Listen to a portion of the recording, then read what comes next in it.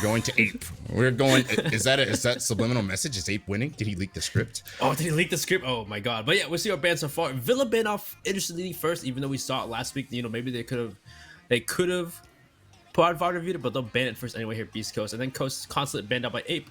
And will be our first might be Coastline. Yeah, I guess the graphic isn't really fair to the coaches. We do have two lovely coaches here for this game as well. Execration for Ape, Frozen R6 for Beast Coast. I have full confidence both of those guys, know how to, what's going on, what's popping. They knew what they wanted to ban. And I mean, yeah, it is curious. Like you said, that Villa was banned out first by Beast Coast. You would think there's potential there for Mr. Frozen, the man who is triangulating the Tachanka, orbit already. Maybe he could have triangulated a counter strat for Villa. He saw Ape play it last week and beat Last Dance there, but they decided to just ban it out immediately. They don't want to touch it. They don't want to deal with it. They don't want to look at it. They don't want to breathe on it. They're going to go and pick out Coastline, which is going to be an exciting map 1 for us. I can't wait for that one. We've also got Theme Park coming through from Ape, which, I mean, I'm going to be honest with you, Ape kind of has an advantage here because we don't really know what they're good at because most of their matches, there are no bots. They just came out of quals. They came out of the jungle, right? So it's like, they came out of the jungle beating their chest. So we don't know. And then it's like, I'm sure Beast Coast probably feels the same way. It's like, what the heck are they good at? They just... What are we gonna find here even? You have a 1 week worth of results to go off of. So that's rough. Yep. And of course the decider was, I believe, Oregon. Because you'll see that Oregon. Beast Coast bans Cafe, and then you have 8 banning out Clubhouse, and that'll leave us Oregon for our decider map should we go there. And I'm hoping we do go there because I'd love to see some 3-round map. A whole best of 3. I don't want to see 2-0s. 2-0 Palooza was a little boring last week. No, it was silly. So, yeah, I mean, it's definitely...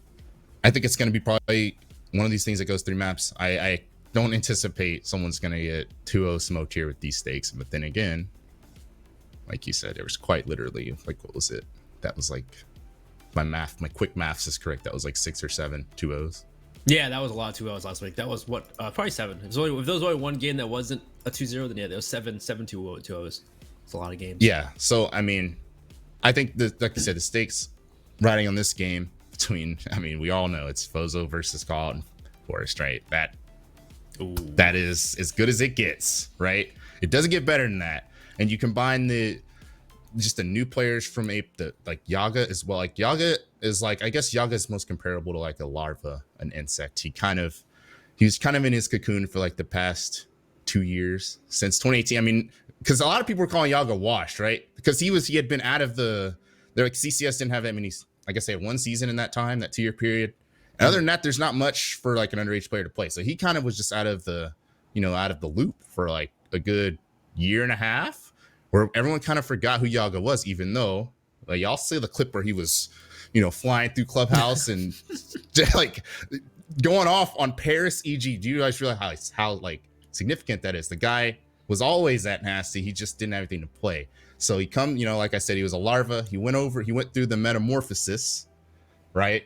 Last week, kind of spawned into T2 and just dominated. So can he hopefully keep it up, though? And then we have also freaking melted. Yeah, freaking melted. Like I said, melted just straight out of the slums of ranked. But he's got call out leading him. He's got a guy that's going to introduce him to comp well, and hopefully melted and freak as well. They pull up as a new player. So without any further nonsense, we're going to go to map number 1, Coastline. An exciting map, a lovely map, a fast-paced map, and most importantly, Beast Coast map. It is Beast Coast map. Let's see what they do here. See the bans. So going for this map, though, we'll have the defense banning first, which is Beast Coast, actually, because you have 8 picking attack, which makes sense. It's Coastline. Attack is the preferred side on this map, so see how these bans go out. I'm assuming we'll see. You think it's gonna be an Ace ban, a Thatcher ban, maybe a Jackal or a Nomad ban? Ace is very likely, given how ridiculous he can be on that quad wall on Hookah. Ace can quite literally just, throw a Billiards party. wall just disappears. Pink disappears. You're playing Pink, you ain't playing there anymore. Yeah, that's not fun. So he's very much gone. And of course, Lion. We see Lion actually, at least from Sonics, a lot on Coastline. Yeah. We see a lot of they're playing, they're partying like it's 2018. And I guess they saw this in scrims and probably said, yeah, well, we don't want to deal with that either. Ain't no deal So with that, nope. the Valkyrie going away as well. Sometimes people refer to Valkyrie as a crutch.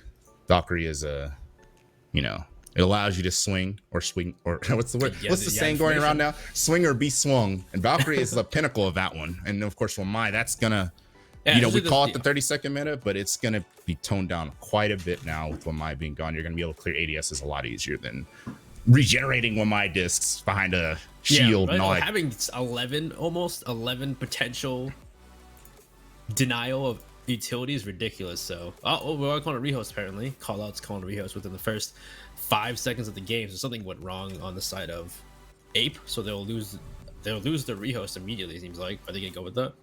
I guess wait for an admin call. I don't know. I mean, remind you all, you're not admins. Yeah, we're not admins. So I wait for someone to say something.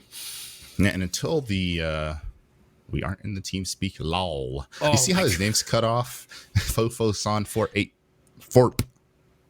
What is that even supposed to mean? That's your fault. Ooh, I mean, I'm telling you, Fozo hates these guys. Just kidding. Probably not. It's probably just, it's probably not that deep. But yeah. I imagine this is going to play out. I hope it plays out. Because I hate stalling. I do hate stalling. I agree with you. I hate having to stall in games. But if things happen, if the reels happens, it happens. But either way, let's see if we're sticking to this first bomb site of Blue Bar and Sunrise. Double Bar start us off something different, because this is something different. It's a bit harder to play, but there's a lot of teams to play a bit more, a bit more ridiculous, or a bit more out of their comfort zone. Yeah, this ironically enough, Ape was running that Nomad religiously last week.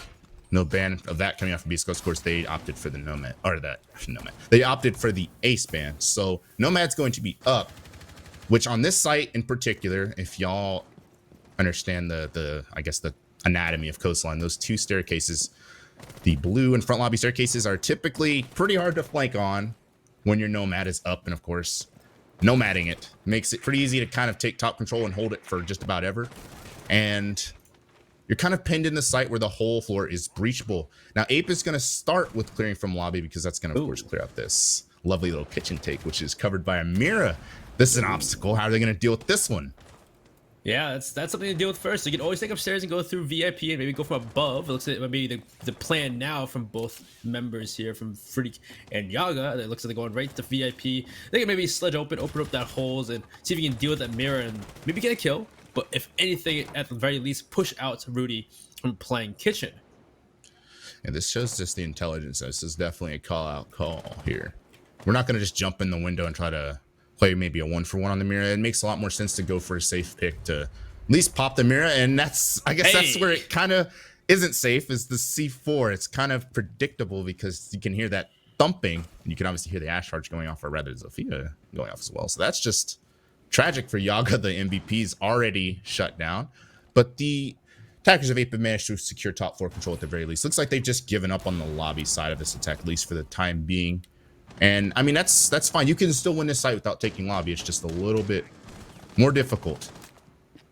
Well, they have control of Hookah, so they can go to work and open up those floorboards on site. But any of the members, or any members of Beastcoast even on site to deal with it, there are members at least to the horizontally. Right? You have, of course, you saw Ghost right below the stairs, playing that kind of Harry Potter obsession. Oh yeah, aggression from Fozo as he peeks up the stairs and tries to get Freak, but Freak's ready for that fight. That's unfortunate for Beastcoast to lose one member in that aggression. And there's the flank also from Sippin, but he gets spotted by a drone, so he's going to back off instead. So at this point, it's still now 4v4. There's a minute left on the clock. There's still time here for Ape to make this play work. Yeah, this is just going to have to be like a cool vibes push. And the issue there is there's still players in kitchen for Beastcoast. And there's also, they haven't necessarily worked their way into offices yet either. Ghost's going to find Freak, the 1 HP Ash on the stairs. And Mr. Fofo's also 1 HP. Call out, of course, trading out Anthony. That's going to be huge to at least bring this back into a winnable scenario here. Sippin giving up on that flank. Ghost finding a second near the cool vibe stairs and melted. And call out now just the vertical operators and a 2-on-3, and not much going for them in terms of map control. Yeah, there's really not much for them to use here. That like oh, and there's a really good play by Ghost. He reads the jump from cool vibe stairs. Then it'll be Sippin to finish off call out, playing in that mud room. And that's a wrap here for the first round. It's going to be Beastcoast taking that first round on their blue bar, double bar take. I mean, it started with that sound C4 from Rudy. up on the VIP floor. That stinks. If you're Yaga, you didn't even get a chance to do anything after starting so hot last week. But I mean, it was all in all a good attempt from Ape. Just, I mean, it's hard to do it when you're 4v5 so quickly in the round. Yeah, it was almost like because you read this. It's definitely the smart call to have him go upstairs. But I think at that point they knew they're going upstairs too as well. So it's almost like a double read there. It's kind of hard to play that. Yeah, I mean, it's one of those things. It is what it is because it could have went either way. You know, maybe they jump in kitchen and Yaga dies. Yaga jumps in the kitchen window, dies. So, and you know, I mean, it's just there's no right or wrong call there. It just kind of happened the way it happened. And we're going to be going to hookah. Now that is a curious way to reinforce it and have the hookah wall. Actually, they're going to have the middle blown wide open, which is usually where we see like the hookah repel is pretty strong. Yeah, since you can look right through that hole. So I imagine they're just not going to play like anywhere near that. There's going to have to be some. I have no idea what Beastcoast is setting up, to be honest. There could be some vertical hold more likely, but I don't know. I mean, that shield, I imagine the shield from Fozo, maybe they're going to play the shield crouched behind like that bomb to where you can't be exposed to hookah repel. But otherwise, I don't know how in the world that guy's going to play hookah. That's going to be fun.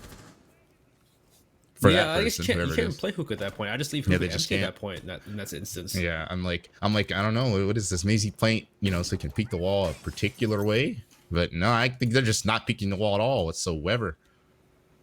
I guess maybe they're maybe playing for a retake strategy where they think they know they're gonna take hookah and they go for a retake because they're leaving so many holes. It's hard to say, really.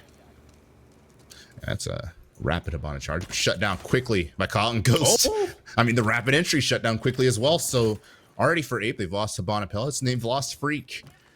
They're going to be starting this 90 pinch though with Mr. Fofo-san. He's actually switched to the Nomad rather. Freak's taking control of that Ash, interestingly enough. So this is going to be, actually no, I'm kidding. They were playing. Yeah, no, Freak was Ash last time. No, Freak was Ash last time. I'm like thinking of last week. Yeah, I think last week. But it's okay. It's still the first pick goes in the favor of Beastcoast either way. Like it's been both rounds so far where they first pick. Yeah, and that's just, it's hard. I mean, it's hard to get map control when you got a 45 against these legends on Beastcoast, and Rudy's playing with fire. But again, this is where the holes in the site are kind of interesting. They're kind of, look at this. They're both behind the bar. They're both behind the bar, chilling, making drinks, sipping margaritas.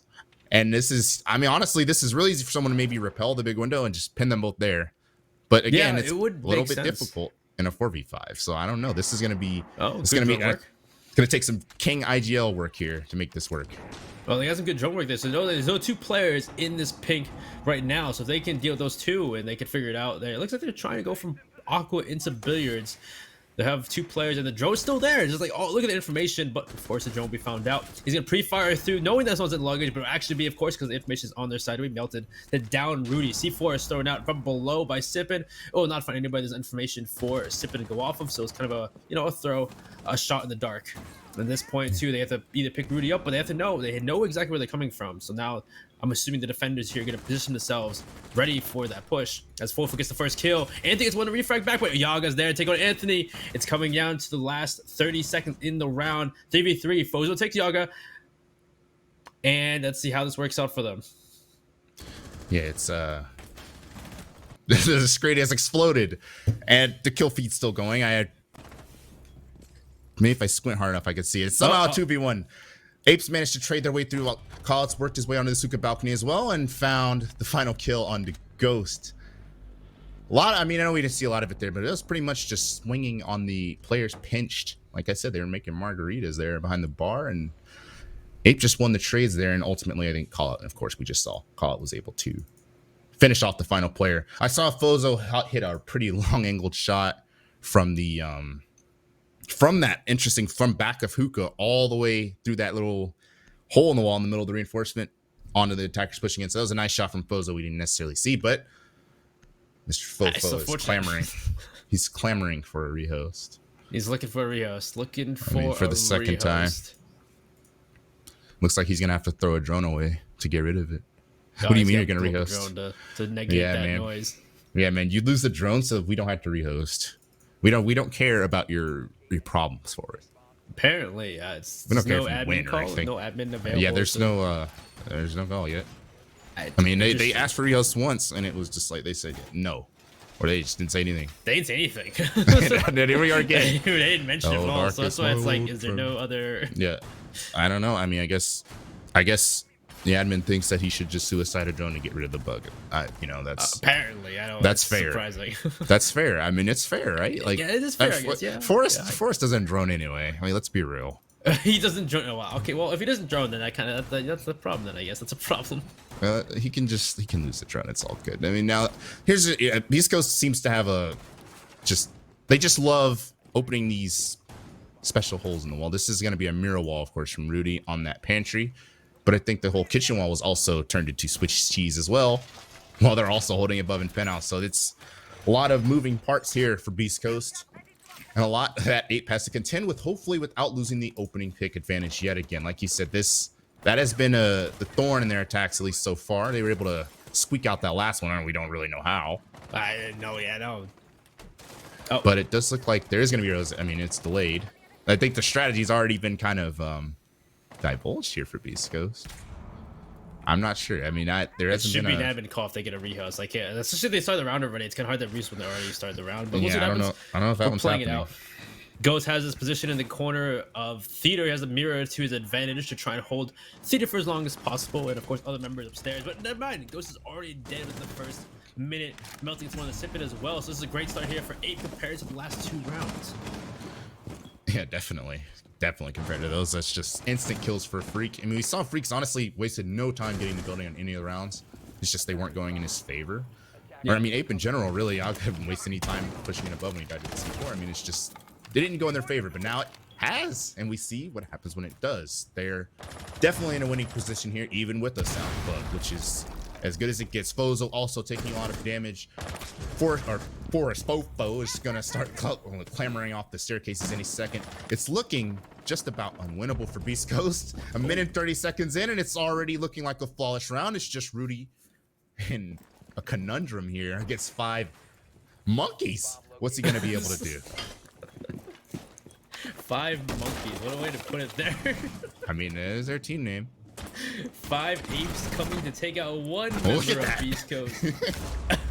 He just flops down the skylight here. He flopped so hard he damaged the server. So now Rudy, honestly, I've seen crazier 1v5s. I mean, that's a good start. Fofo put to bed there.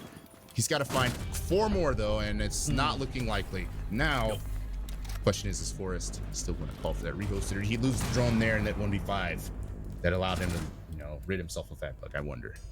I would assume they still want to rehost, but like it's weird there's no admin call though, even to say no even. Yeah, I mean there used to be a time where if you want to rehost, you just hit that alt F4. You know what I'm saying? That's true. That's true. I thought that it used to be the rule books. Yeah. Okay. So I'm in. I presume. All right. So we're going to rehost, guys. We're here seeing lovely faces as we rehost this game, allowing for Ape to fix any problems they have for the moment. We can talk about the game real quick. As we've seen so far, it's been 2 rounds for the side of Ape and 1 round for Beastcoast on their defense. Yeah, Ape definitely started out a little cold there in that first round, but I mean it's been pretty clean. Other than that, I mean, like we said, the thing kind of lagged out there on that hookah execute, but for the most part it's been pretty clean for Ape, and they've been able to rescind from their mistakes in that first round. Yeah, it just seems like they're taking more fights and more aggression from the side of Ape. They're definitely taking these fights and winning most of them as well. Especially that last round they took fights with most homers they could find, and they only beat 5. Only person that died was the end there by Rudy, and that was really about it. Yeah, and Rudy got his exit frag, and I mean other than that it was just Ape. I guess the key with Ape is like they have just made, I guess the story is they have wasted no time getting in the building, whether it worked for them or not. They just kind of fly in. Like, I mean, you're seeing Freak, he's just, he's meleeing the barricade, he's in there, he's flying at people. So it's definitely no dull moments in this game so far. I mean, just I guess it's Coastline for you though. It's Coastline. That's what you want to see in Coastline, is teams making their way into the map, taking fights, winning them. That's where the attackers, that's why I consider attacker sided, at least. It's more attacker favored compared to most maps. Not saying attacks win. I'll take attacks wins most of them usually. We see most times in Coastline. Yeah, I guess this was something that was characteristic of, I mean, if we want to really throw it back, when Call Out was the IGL leader for E United, they did not waste any time doing anything. They were kind of, I mean, that was kind of the trope of that team, was just, oh my God, there's a spider. Oh my God, there's a spider in the way. This thing literally just Spider-Man down in front of me. I wish that was on the camera. That would have been beautiful. Okay, but yeah, it's like, the heck? Oh my God. Okay, so yeah, it's like, they've wasted no time getting in the building. They waste no time making things happen. They're Amaruing in the site and doing that crazy stuff. And I guess that was kind of the thing that they were holding against, I guess, Call Out in general as a leader, is like that style didn't translate to pro play, but it very much works at the Challenger League T2 level, where you're just kind of running at people and making it happen. Hey, I think they're doing the drone work well. You saw the Ape joining pretty beautiful. Well. They got the information they needed. Even if they're running in at first, they're still joining. They're still taking fights, and they're at least leaving the defense not able to be ready for these fights. You saw Ghost. Ghost is definitely not ready for the fight. Even though the mirror too, surprisingly. Yeah, I mean, yeah, it's definitely not. I mean, I guess I kind of made it like seem bad, but they're actually droning, right? It's just there's no hesitation. That's what's kind of I guess something that not a lot of people do. I mean, like, that's why they had that style before. It was just, not many people have that aggressive style in, I guess, in North America. So it's kind of like, it catches people off guard. You saw the guy, he's just chilling, watching a movie in theater, and all of a sudden he's dead. He's watching cams, from the afterlife. So it's like, I mean, it works, especially on a map like this. It's going to work it's surprising like they brought him to Coastline too. Maybe because there's no VOD footage on Ape, so they maybe didn't expect him to keep that kind of aggressive playstyle for when they went United. Even if they have 3 new members too as well. Yeah, I mean, I guess the important thing is, I mean, you can't hype Call Out enough, because Call Out is definitely made what, I mean, if you throw those guys together without a Call Out, I feel like the result wouldn't be nearly as good. Call Out definitely brings a lot in terms of Call Out and execution as well, by the way. Oh, execution is fantastic. Yeah, he played for them in qualifiers too, and he helped qualify. He helped qualify them, right? So it's like between those two, there's some serious accountability and leadership that they bring to some young players. So that, I mean, even though the players are different, right? It's not United. This is basically United Junior. This is at least in my eyes, I feel like Call Out is like the puppeteer here, and it's going to continue. I think the results are going to continue. I mean, they beat the season 11 champions in PogChamp, which, is not something you can just, look over. It was a different, I mean, if we're talking rosters, that was a different PogChamp. It was a different PogChamp. It wasn't the PogChamp for season 11. It didn't have Drip on it, didn't have Jarvis on it, didn't have any players you wanted to see there from before. Yeah. So it's like, I mean, it's like you knock out the season 11 champs, you knock out stage 1 champs, TLD, and now you've got Beastcoast here on a map where, you can beat your chest like an ape and really make it happen. It's the question then. Why did Beastcoast pick this map then? It's interesting to see what are they going to show something different on attack when they switch sides. Is it going to be attack side? Well, usually the Coastline's attack side anyway, but we're going to see just a close game on both sides of attack. I mean, I guess that's the one thing. It's kind of amazing. We saw last week TLD versus Ape. Ape was down 1-5 on their defenses on Villa, right?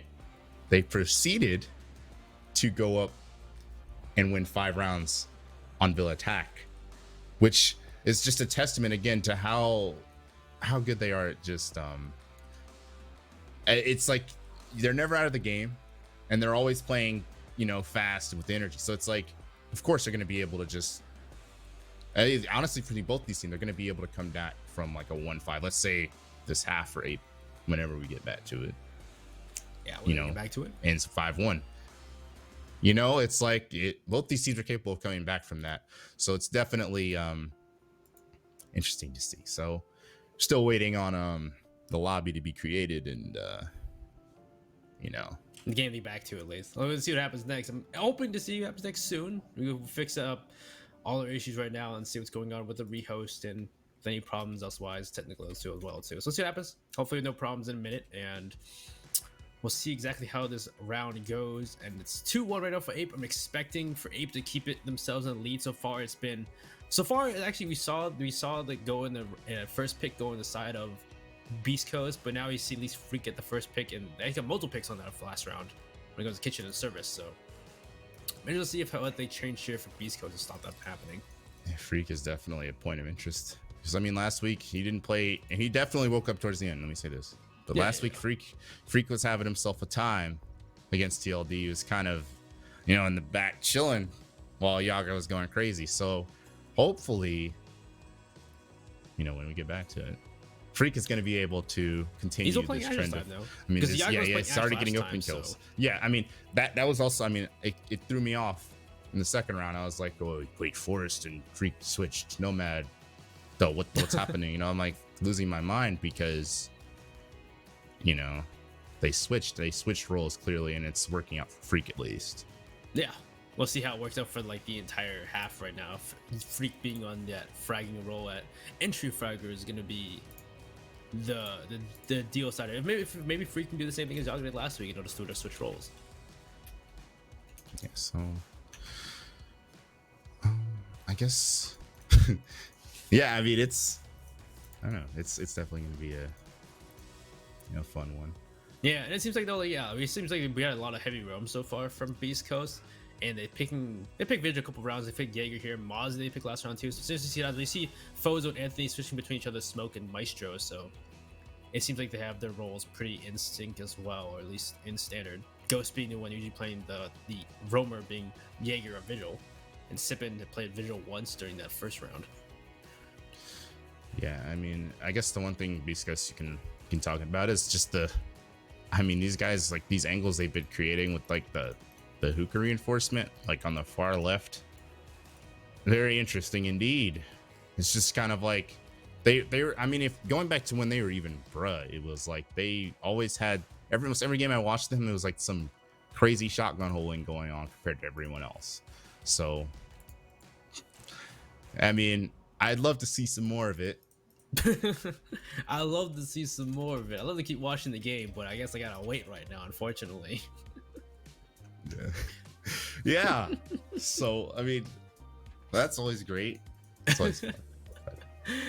Oh my god! But yeah, no, it's seriously because like last week was like if you talk about like when we talk about past performances, we saw how Beast Coast played against the Favelas on Coastline last stage, and it was a 7-2 in the favor of the Favelas. It was a dumping on them. Jolton went crazy.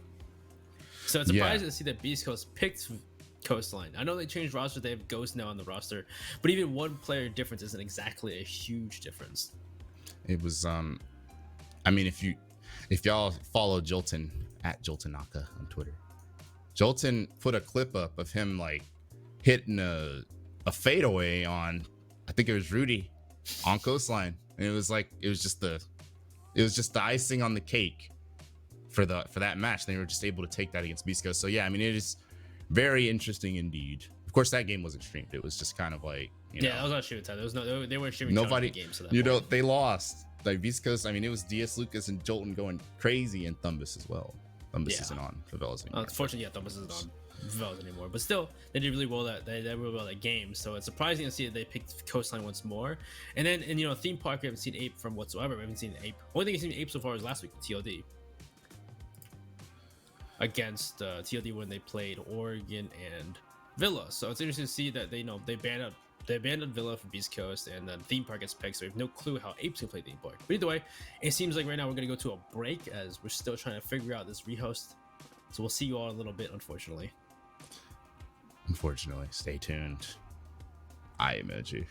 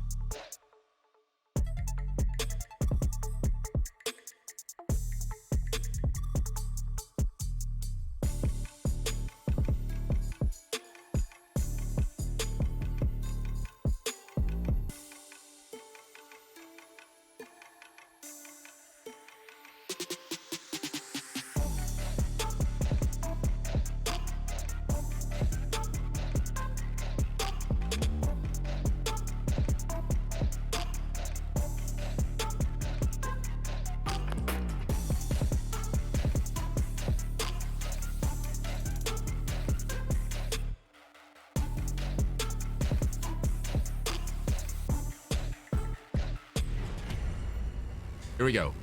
All right, guys, we are back with a redo of round 3, unfortunately. So we'll have round 3 replayed from both teams. We'll go back to, I believe, the same site, kitchen and service. Yep. You know, I'm going to bring up a word I used last week. This is a tragedy that these guys have to replay this round. I thought you had synonyms for it. You can't say the same word. No, I didn't. I didn't say tragic. I said tragedy. Oh, yeah. See, that's even better. You see, my vocabularies has improved. You heard. You heard? So, I mean, it's quite literally going to be a redo. Sippin has picked a different operator. He's playing a Libby now. That's interesting. That's interesting. He was Vigil. He's a Libby now. Well, folks are playing Mute too as well. There's no Maestro either. All right. Hey. At this point, all bets are off. We're into it. It's round 3. The other round 3 that was flawless straight, that was in another universe. So welcome back to this universe. Yeah, this is universe 1.8, and here in this universe, it is round 3 still, and Beastcoast is going to be defending the same site. They're going to have the same crazy shotgunning going on the kitchen wall, which, you know, I mean, that's not really crazy. You can see into the default plant kitchen window from there. It's beautiful. It's heavily emphasizing a vertical hold from Beastcoast, which Mr. Rudy is going up to do. He's going to place a mirror, and they're going to hold vertically, and they're going to play their lives up here on this universe. And yeah, you know, like, that's the whole strat. Hopefully, Ghost doesn't die first. Yeah, in this universe, in this quantum, hopefully Ghost doesn't die like that. The Freak is gonna still run in probably. I mean, everyone's at 0-0. This just blows me off. It just, I don't know what's happening. So, in this new universe, Freak's gonna enter the same DJ doorway, discs, whatever you call it, guitar. He's gonna fly in there and hopefully have the same favor on the gunfight. Again, this was a flawless round for APE, and it's been reverted. They're gonna have to do it again, and Melted already flying down the hatch. Again, this team does not waste time. They get after it. They make it happen. But it's just one-way push right now.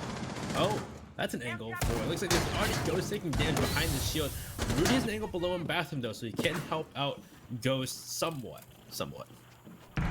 Yeah, that's a common angle you see to watch the hatch drop sometimes, and potentially to also throw a C4, which could actually come up any second from Rudy if he has it primed, or maybe Melted dodged it. Oh, there it is. It hit. Someone's dead. Oh my God, that's 3 assists for Rudy at the very worst. He just lit 3 different players. If y'all didn't know, the new spectator has the little red bar. I love that when people take damage. They all just got, they just got damaged so badly they're giving up on the push. That is as good as it gets from Rudy. Even though he didn't kill anything, that's effectively like 2 kills. Did they destroy the shield in theater as well, or no? I can't tell. I couldn't see if they destroyed the shield in theater. Well, Carla's still up there, so they still didn't deal with a Ghost either. That's playing inside the theater. So I wonder if they're gonna just go for a push now, or what? Ghost actually relocated. He's dead. Never mind. Well, he got spit roasted by Freak and Call. I'm not sure where Freak was. This is the new simulation. He died in this simulation. Yeah, in this universe, he dies over there. So, APE has been able to secure the top 4 now. Mr. Forrest is nomading the flanks off as we speak, but there's only 50 seconds left. They haven't moved as quickly or as flawlessly as they did before. They're still actually flashing and clearing, breaching and clearing like there's still people up here. So, Beastcoast sitting in an advantage, at least honestly, in terms of the map control. APE's gonna have to find some picks, and they're gonna have to find them quickly. There's still that mirror in lobby, which of course is gonna be dealt with shortly from above, I hope. And Pozo caught off guard. It's Freak for his second in the round. That's huge. It's a 3-on-5 for Beastcoast now. Sippin lurking here on the Olivi in the bar. Who in the world is that? Crabbing up. And he's just holding the cross. That's pretty smart from whoever that is. I can't tell. Zofia of Yaga. It's Yaga. Yaga out. Yaga knew. Yaga's a nowhere. Yaga over second. Rudy finding call out. It's a 4-on-1. Rudy in this simulation. He's also in a 1v4 yet again. His feet are getting shot off. He's in the toilet. He's dead. Freak with his third. Yaga and Freak went huge there in the final minute. And that is going to be APE winning it. I mean, you know, I'm gonna say that was flawless too. I mean, whatever. Whoever died. What is simulation? Almost went the same exact way. It's like it's the same thing. Just rolls the same way. Let me tell you, there's not a better feeling in the world when you get robbed of a round and then you just come back and do it again. Like that. Beastcoast is probably that was the same thing. Rudy gets the only one with the kill. Beastcoast is probably like besides themselves. The round literally went the same way, except the positionings changed based on this simulation. So oh my God. we're back to the The stars have aligned again. Everything's right where it should be. In my Thanos voice. Oh my god. Yeah, it's gonna be Hookah again, and Beastcoast, or rather, Ape's gonna have the same advantage that they had. So no alarm, no foul. So you have no clue what that one turned out really. Oh, you just jinxed. I cannot believe you just did that. I just talking about. There's just no way you did that, man. Okay, well we're back to our lovely faces because apparently I jinxed it. We're back again. Hi. Yeah, the round is still happening, but it's just prep phase anyway. I guess we're not gonna see this round again. This bomb site for the second time. Yeah, I mean that's kind of on you, man. I don't even know why you said that. I was just saying because I gotta tell the viewers maybe they weren't here for it, so I gotta recount the round. I can't do this anymore. You cannot do that. Do you understand the laws of the universe? You cannot. It was like a 4v4 when we saw that round. The next thing you know, it's a 2v1. We're like, wait, what happened? Yeah, at least it happened early that round, I guess. Yeah, at least it happened early last time, I guess. Then just hopefully we get back in time just for the action, just in time for the execute. Yeah, hopefully. Go straight. If it's Ape, the round's already over. It's probably already over. I mean, this is. I almost said it, but yeah, it's just interesting how Beastcoast is just. I mean, they haven't had any answers straight after that first round. After that C4 up on the Mr. Yog Dog, it has not been going their way whatsoever. So yeah, we're on the second half of the 3 rounds, like the 3-round rotation. So we're gonna redo those three bomb sites, and I'm hoping at this point Beastcoast understands how they lost those other 2 rounds and they can really change it up. But we'll see what happens, I guess. Or we'll walk in and see what happens, I guess. We'll find the results of this hookah billiards round. Yeah, well, I mean, I guess I can predict it's been about a minute, right? Yeah, it's been like 45 seconds a minute. Yeah, something like that. Yeah, I don't know. Probably the prep phase is probably over, and Beastcoast has probably made some shotgun holes. And I think the only thing I was able to document is that Fozo was playing Maestro this time. Oh, you were able to catch that? I caught one thing, and it was that Fozo was playing Maestro instead of Smoke Mute. I mean, that's significant because, I mean, if Fozo, the way he played that last time, he played that interesting, I guess, reinforcement Beastcoast had on a long angle from Hookah, with an SMG-11. So now he's playing it with that all that. Yeah, I can't tell. It this time. Yeah, it looks like they've. Oh, Nova's dead too. I don't know. I mean, but that aside, that's another time where Ape has lost, another round where Ape has lost the opening duel, but that doesn't matter as Beastcoast just follows up and Ape's just sending it. They're flying right through the site and they're going to start the plant, but Rudy's finding 3 on a long angle as well from the Hookah doorway. Rudy finding his 3rd apparently. Fofo finding a trade, but it happened. Life comes at you quick. I don't know what just happened, but that's Beastcoast to win that round off of eliminations. Almost got the plant down, but unfortunately could not work for Ape on that rush into sight. Yeah, that's I mean, I'm it's interesting Beastcoast actually switched that up because, like I said, I thought it was peculiar. They had that reinforced the far right, depending on which way, or far left. Not, I guess, an easier way to describe it, not reinforcing the middle and opening it was interesting. Them not, I guess, doing it that way allowed for Rudy to play that the way he did, because if that wall is just open the way it was on the previous round back in round 2, that would have Rudy would have died from Aqua in that.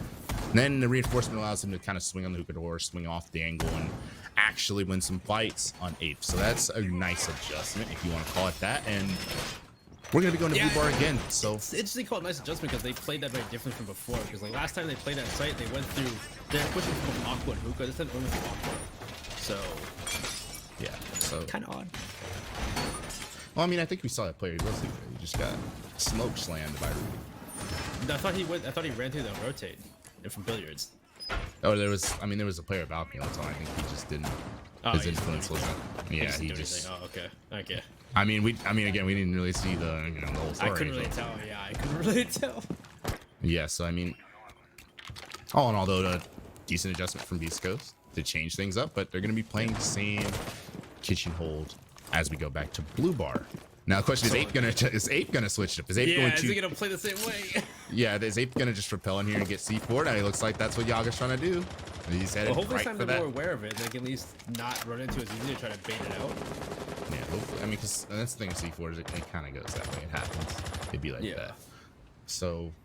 Actually, well, this time so last time they stepped in VIP. This time they didn't even step in VIP. They went straight in from Hall of Fame, straight to Theater from Penthouse. They didn't even step in Hall of Fame or step in VIP yet. So this could be the play where they're trying to ban the C4 like normally and not be worried about that, or they're just gonna try and flank out Rudy from maybe pantry wall and not even try to go from above.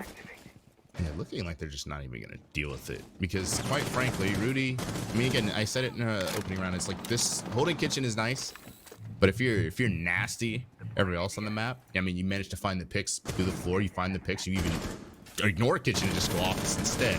There's potential here to just not even play into this setup for Beast Coast. And Philzo's just going to play right into Mr. Fofo, who's already, I mean, that's an opening pick, and now he has those stairs completely locked down. So Beast Coast already in a tumultuous situation, and again, without even touching the kitchen hole, that's all it takes is just a little bit of over peeking or just exposing yourself, and then suddenly these guys have to make a play now. They have to work some sort of refrag, or it's just going to be vertical pressure, and it's the Ape win. Yeah, this VC was to be where someone pushes themselves, maybe near Mudroom, because they're going to push for a Mudroom take. But unfortunately, Anthony trying to position himself there. He's getting shot from above.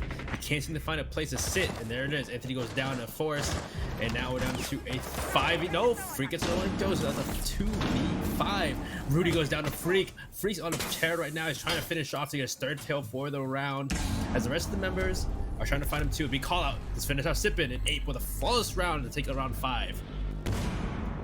Yeah, we had another flawless round. I mean, this is alarming here because this is Beast Coast pick. I mean, again, we kind of talked about it in a, I don't know, you know, some people like to mute the pregame or mute the rehost, but we did talk about how Beast Coast kind of picked themselves into this one. I mean, this was a map they struggled on against the Favelas. I mean, the Favelas, by the way, they could very well be a top 2 team by the end of today. We don't know.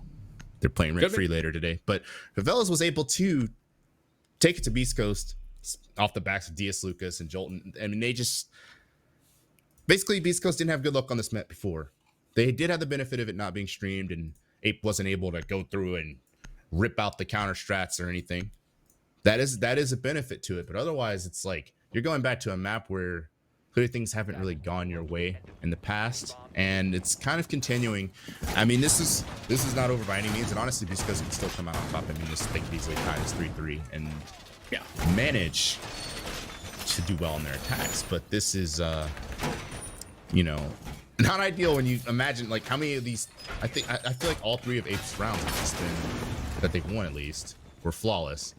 They were very close to it. Affairs. There was nothing from the side of Beast Coast to even make it close.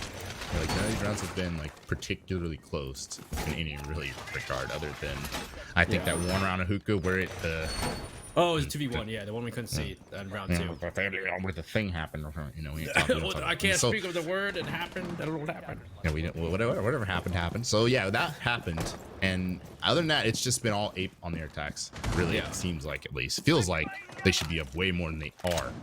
So it's interesting though, because this round, so they dropped the Nomad and forces to bring in Thatcher instead.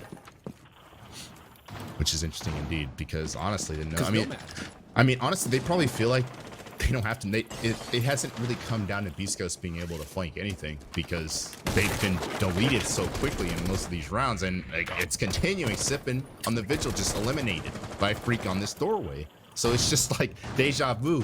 Is it gonna have? We're gonna see another fallout round based on how this is going. I mean, Thatcher's gonna help with clearing Ghost out of here. Honestly, he's kind of only hanging on because he has ADSs, which I mean, I don't Thatcher. Even see anything, actually. I haven't even seen any ADSs next to him even. Yeah, I don't know. Maybe he has him in a peculiar spot, and sometimes we see him pushed up where he's in right now. Actually, just kind of close to the wall to protect the shield in the doorway. So that could be likely. But it's just it's gonna be. I mean, Thatcher doesn't destroy ADSs anymore, but it's still just gonna make it easier to kind of pinch Ghost out, which is why he's playing so unpredictably right now, as Yaga actually taken out by not the FMG, not the suitcase gun, and Freak taken out as well. So this is huge for Beast Coast actually managing to turn it around. Freak finished off by the C4. Bottom belt's gonna come out now. I think that's what the Thatcher was for actually. So they get rid of those mute jammers. No, actually, that makes sense. Actually, yeah, that makes sense here. So let's do about that. So they can get that wall open, and they can actually make this push in a theater that more likely those C4 from Rudy's gone. This is the worry about C4 from below, but there's a C4 still in the hands of Fozo, which could be the death wish of one of them. But never mind, it's Rudy from below to get the kill on the call out. So that's still that floorboards, that vertical play working so well for Beast Coast this round. Now it's down to a 4v2. And as I said before, all these rounds seem very one-sided. It's either one of these teams win it just entirely. Because now we're in a 4v2. Yeah, it's just always decisive. There hasn't been a 1v1 or anything like that yet. It's just been murder. And I guess this is where APE struggled. They were unable to. Ooh, that's an angle. Ooh. Oh, Fofo finishing off Fozo. That's huge. It's going to be a 3-on-2, but there's still Ghost lurking in the corner, probably behind a mute jammer that wasn't destroyed. And there you go. Ghost is going to find Melted as well. And it's just Forest now on a 1-on-3. And not much to work with in terms of info or map control. He's just kind of I mean, I've seen crazier. I've seen crazier. He has a general idea where Ghost is, and Ghost doesn't seem to have the headphones on. He's not looking over. He doesn't hear the crouch walk from Forest, which is there it is. He heard it. He heard Forest breathe. What Forest? Yeah, it's awkward engagement, and Ghost is gonna win it in the end. Hiding in the corner, hiding in the bed, taking a nap. And Beast Coast is going to tie us at 3-2, which is actually kind of huge. I mean, given how many flawless rounds there have been, that is as ideal as it gets for Beast Coast. Because it's just so weird. All these rounds just turn out so heavily on one side or the other. We saw Beast Coast take so many rounds. Or no, not Beast Coast. We saw APE take 2 rounds in a row where it looked like they were just on a roll, where they knew what they were doing. Of course, we had that rehost, which may have screwed with that, but unfortunate. Yes, I mean, that's just... Now Beast Coast gets to, they're up at bat now. They get to attack. They get to tee off on APE. Now, this could go horribly because APE could very well translate that attack energy to defense. So this could be, depending on who pulls up on the block. Because I mean, that's just how this map goes. That's true. It's just whoever's on fire, Whoever's shooting, has a chance. Whoever's shooting, just gonna win. Bastiana to go to hookah and billiards for a first sight. A very different lineup compared to what we saw from the East Coast. The call out on the dock, we have of course Smoke as usual. Vigil and Jaeger is mostly always. Mozzie on the board too, though. So it's somewhat interesting, same, but it's very. I feel like they're gonna be different. Like you see the wall entirely open, and they have the left side reinforced.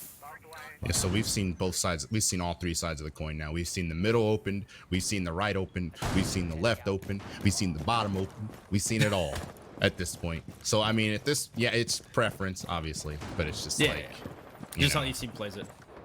I mean, honestly, you gotta hit reinforcements like that to have some sort of monotony or to break monotony, because otherwise it's just gonna be, attack probably knows how to deal with it. It goes on, so that's good. I mean, we already see the Mozzie Pest, getting some mileage here. Ghost unable to drone that Sunrise, I believe, Sunrise door. So looking like Beast Coast, either that or Ghost is just maybe trying to lurk for a pick. But I imagine Beast Coast here is actually trying to clear out from below, which is interesting given there's only just that one C4 on Yaga, and I don't even think he's below right now. He's actually above, so Sippin was actually alone there. Oh, just kidding, there's 2 there. Ghost, and they're both dead. Ghost and Sippin fried off that rappel, it looks like. So that's disastrous. It looks like they were thinking about going below, and then there were those Mozzie Pests, so they switched to VIP and get deleted instantly by Freak. Good night. And good night. Man, I mean, what a start of the round for a Freak, though, to get rid of both the Zofia and the Ash, which we consider utility operators in this current lineup due to how many shields you'd explode and how many ADSs or Manics get in the way. But still, there's 3 more on the board. Fozo bring out the Jackal. So mine's banned, so there's probably not as many projectiles and utility needed to destroy some of those things. So I wonder if the Jackal picks me helpful at all. A lot less helpful in a 3v5, but that's not a Jackal, that's a Nomad. It's gonna light up Mr. Melted, who I think has a kill too. People are playing in the window more often. It's always weird to see people repel in that window.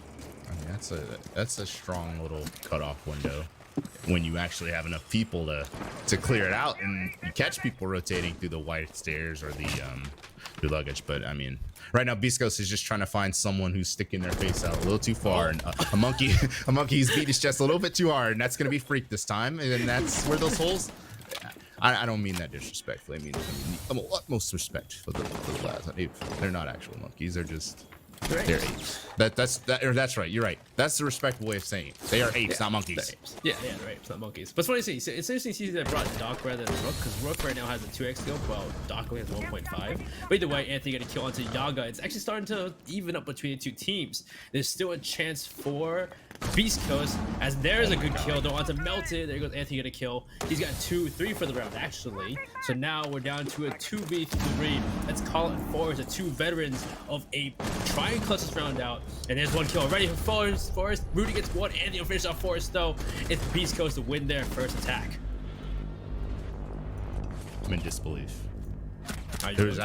There's just no good reason that somehow I was as convincing as a 5v3 as it gets. I mean, Beastcoast quite literally hadn't really done much at all in terms of control, and they just, I mean, Anthony Mettergill solid. Just kind of, I mean, I don't know. It's a lot of overexposing from Ape. Cost him around, unfortunately. I mean, looked like that was, I mean, Freak, we saw you literally just fried someone like an egg. 2 people off a rappel. Yeah. And that was quick that looked like it was going to be the win. And it's just tossed in the bin. Uh-oh. What is that? What's that brought on the board? Cookies? Oh my dear God. Y'all know that meme of the puppy where it's like staring into like it's like a 1,000-yard stare with like World War II highlights in the background. He's a PTSD and he's flashbacks. So yes, it is Yang. I had to rub my eyes for a second. I had to rub the white out of my eyes from how blind I was a couple years back when I was playing the Ying meta. It looks like Beastcoast is trying to trigger. I mean, they're just trying to trigger these old memories in some of us of the Ying meta having had 4 candles at one time. Oh no, that was last season where that happened. There were 4 Candelas and 2 smokes, but the original Ying was just like this. There was 2 smokes, 3 Candelas, and ironically enough, I don't know if she had 2 or 3, but yeah, it's like or smokes rather. But yeah, it's like it's been made differently because of the introduction of Wamai. But if y'all direct your attention to the northeast corner of your screen, you will see that Wamai is banned. So Ying, in theory, you should not have any trouble being able to throw like the Candelas on a single. I mean, that gun is also disgusting, as Freak is just downed by about 0.2 bullets. And so Freak is down. He's probably gonna get finished in the second here by Anthony. And yep. Was he gonna throw a Ying for that? Anyway, Rudy. He might have. I mean, that gun is disgusting. It's better than it was in 2017 when it was prevalent. The Candelas are nerfed a little bit. I mean, you have to cook the first one. You can't just... Oh, yeah, because they switched the way it works. Before, you could just throw them. You can't just pop flash somebody and delete them. You got to think about it. That's the only thing that really changed. You kind of have to cook it and consider your life decisions before you throw it. Otherwise, Ying is very much in that 2017 form. We see her brought out from time to time, honestly, across all the regions, just not 100% of the time, which honestly, like I think it's kind of down to the meta, not really because she's weak or anything. So I think Rudy, that just brings even more closing power to Beastcoast, especially since yet again they have won the opening duel against Ape. It's Freak, no less. Is there nobody like Freak? Oh, it's one person on the site's Forest. Yeah, and oh my God, the PTSD yet again being the site player in this scenario. Because if Forest is put in a position where if one more player from Ape manages to die or gets lit up to where they aren't able to do much, Forest is almost in an unwinnable situation. When you get dialed in on by the Ying, and there it is. It's Yaga down. So, I mean, this is perfect sending time for Beastcoast, assuming they're able to corral these apes into their cage. Yaga's picked back up though. Looks like he was just down off the line. But call out. The minister call out is just gonna scout Ghost. Hasn't had the most luck this game, but Rudy actually spammed through the smoke by force. That's actually huge. That's huge. If Canels go off anyway, but there's no push from the rest of Beastcoast. They're still kind of lying in wait. Sippin has that angle on to the shelves smoke spot there, but unable to actually find Force. No, Force actually finally finished off. They've got two players kind of pinched in the lobby here, which isn't ideal. It's just kind of going to be on call out here, and he's taken out, so this is huge. They've got the crust. He's just kind of stuck at these two players stuck in lobby. Melt is forcing his way out. It's a 2-on-2 now, but again, the HP advantage not in favor of the attackers whatsoever. Anthony hitting it from the back. It's going to be a third for him. It's just Melted, and Fozo's ready for it.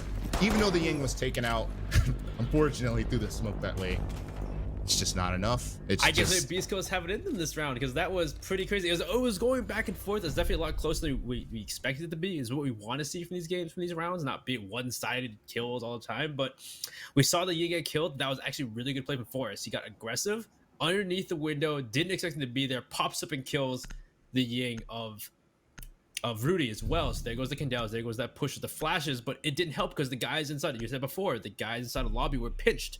And unfortunately, the guy who was playing inside a pantry gets shot because the guys from the lobby weren't covering it. Unfortunately, maybe they were too scared or they just didn't have the right angle. But unfortunately, the guys in pantry died because of that. There was 2 hollow sights in those defenders in lobby, so I don't blame them.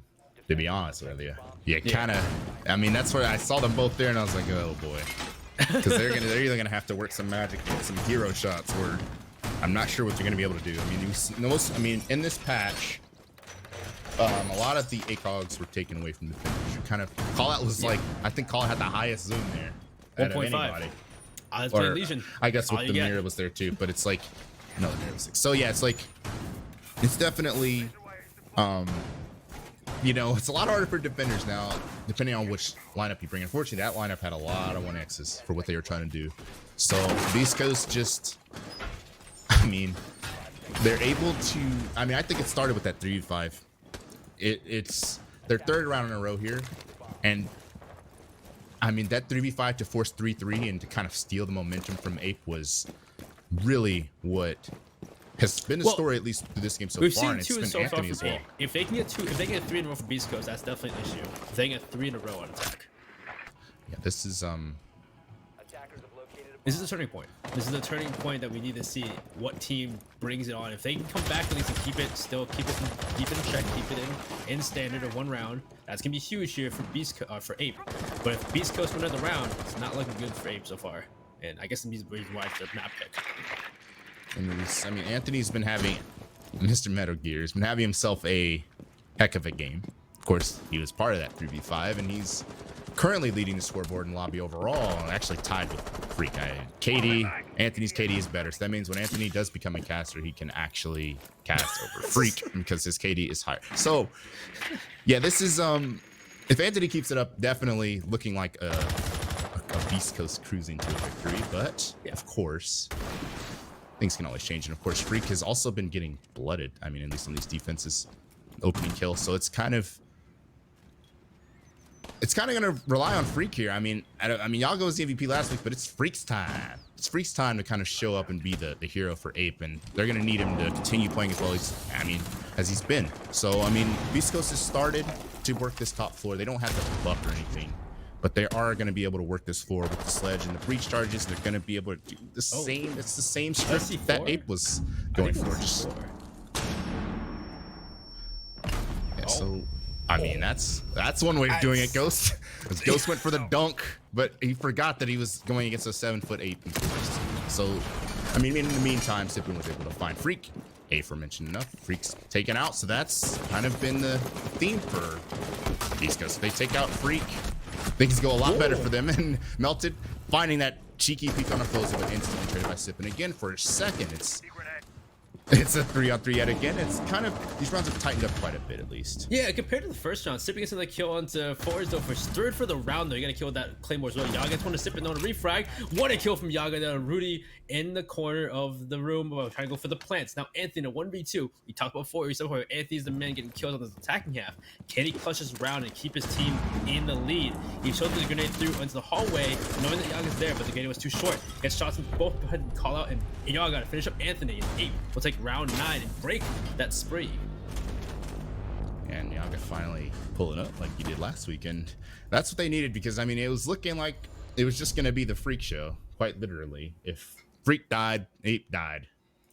He's kind of been the beating heart for them, but thankfully Yaga's kind of pulled through, and hopefully not gonna, you know, we're not gonna have a situation where someone just gets deleted off the face of the earth in a game like this with these stakes. Let us remind you that this is for the top 2 finish here in the U.S. Division Challenger League, and with that top 2 finish, you'll play off against the other top finisher from Group B, which is going to be playing today as well. All the games being played today and the same channel, so stay tuned today. Get your popcorn, get your pizza, because it's getting popcorn and pizza. It's going to be a long day of just decisive games, and it doesn't get much better than this. This is careers being made or being lost or being deleted. So, well, not deleted. If you do lose, you just gotta try again next year. Better luck next year. That's literally what it is. So let us go on to the next round. We're on the hookah and booze once again for our guys here on APE. They lost this round last time due to pretty against aggressive plays. So actually, yeah, that round was pretty good from this side of Beastcoast. Yeah, it was just really good recovery from Beastcoast. And actually, we didn't see that round, did we?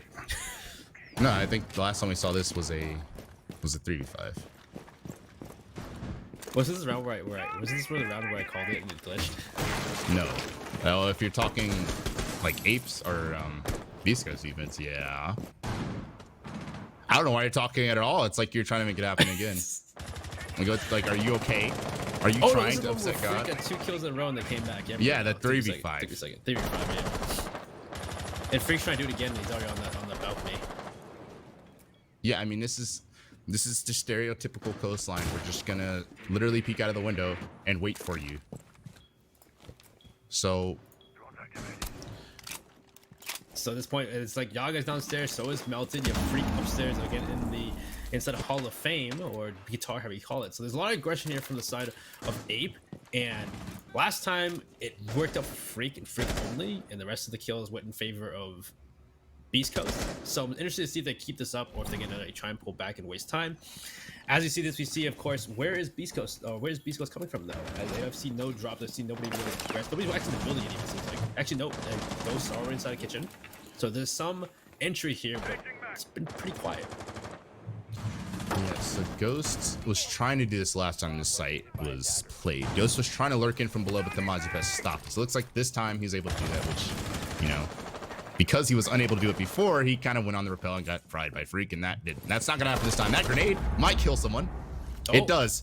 Forrest is just like, what the heck just happened to me? Yeah, you got chlorinated. That was a great grenade from Anthony's continuing his torrent through this game.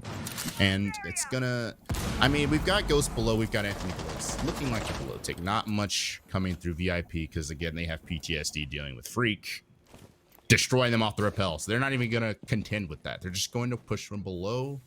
But the question was the end game. Are they going to try to push the hookah door? Or are they just going to try to repel, or rather, repel up through Aqua, take that way without taking the other side? Looks like it's just cool vibes and hookah at the moment. Another grenade from Anthony.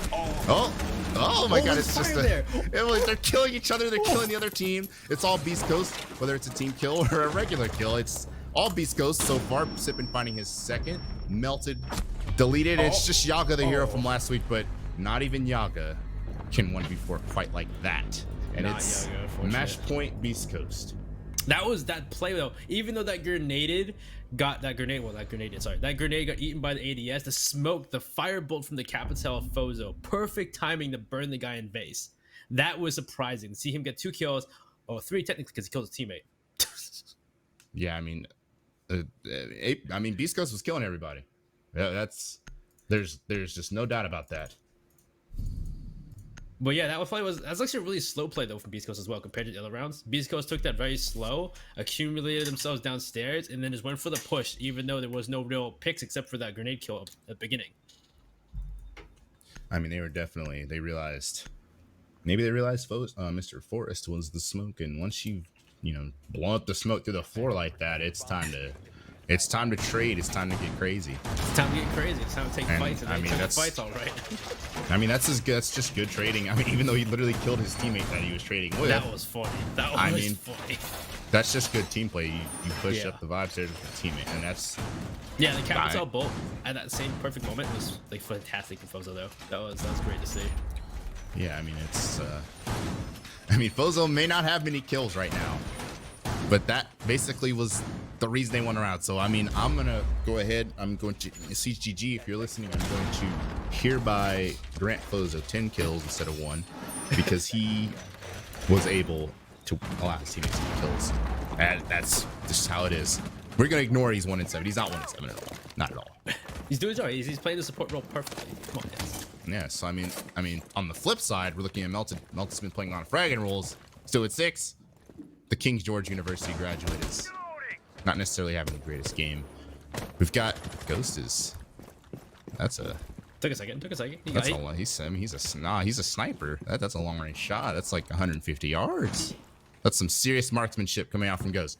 And we're going to be seeing kitchen service from APE and another vertical hold, but just a little bit less emphasis on the Mira compared to Beastcoast. Yeah, we've seen the Mira a lot from Beastcoast, and it sometimes worked, it sometimes didn't. It was really definitely an off thing from them, which is really weird. They brought it 4 times actually during their defensive half. So we see, you know, APE doesn't really want to do that whatsoever because Mira has problems with it. See, push here, Freak sees 1, shots come from both sides, but nobody gets any damage, unfortunately, which is really weird as there's 2 members walking through the hallway to billiards. Yeah, it was almost a collateral for the Freak, and he's gonna kill that drone. He's gonna murder that drone, but again, no more damage on the Ghost. He's really worried about that luggage pinch, which is actually going to come any second. We have a bunch of Beast Coast members there. It's a 6-star wanted level here in the luggage hallway, and that's huge. But the question is, where's the pressure from? Yeah, there's actually a player there as well. So yeah, this is.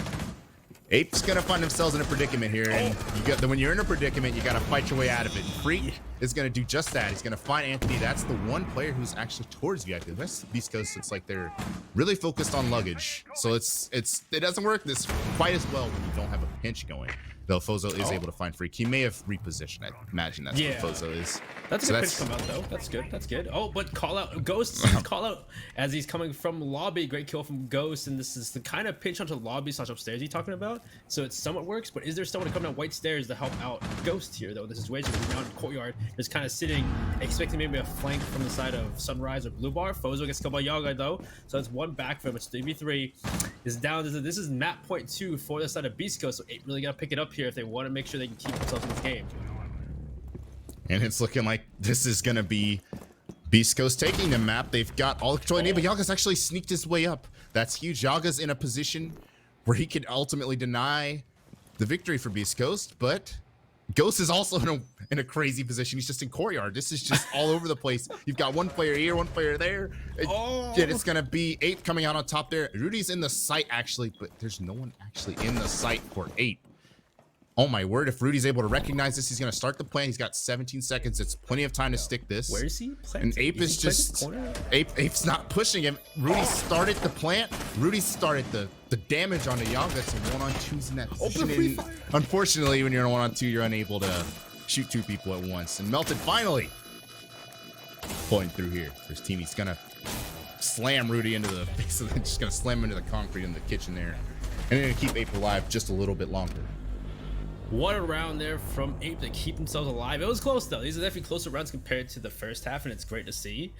It's just back and forth. And the fact that you saw from Yaga made his way into Guitar, into Hall of Fame, and he's just there by himself, and then Melted sitting inside of security. Of course, there's no information, unfortunately, because all the drones were dead at that point. And of course, the vigil of Melted was just sitting inside security. You can't know where he is. He's watching a keen angle. I think he knew that Ghost is in court and waiting for it too. I mean, not to mention... Rudy's just in sight. I mean, that round was quite literally everyone's just everywhere. It was like it's like a puzzle. Life's a puzzle. Life's a puzzle.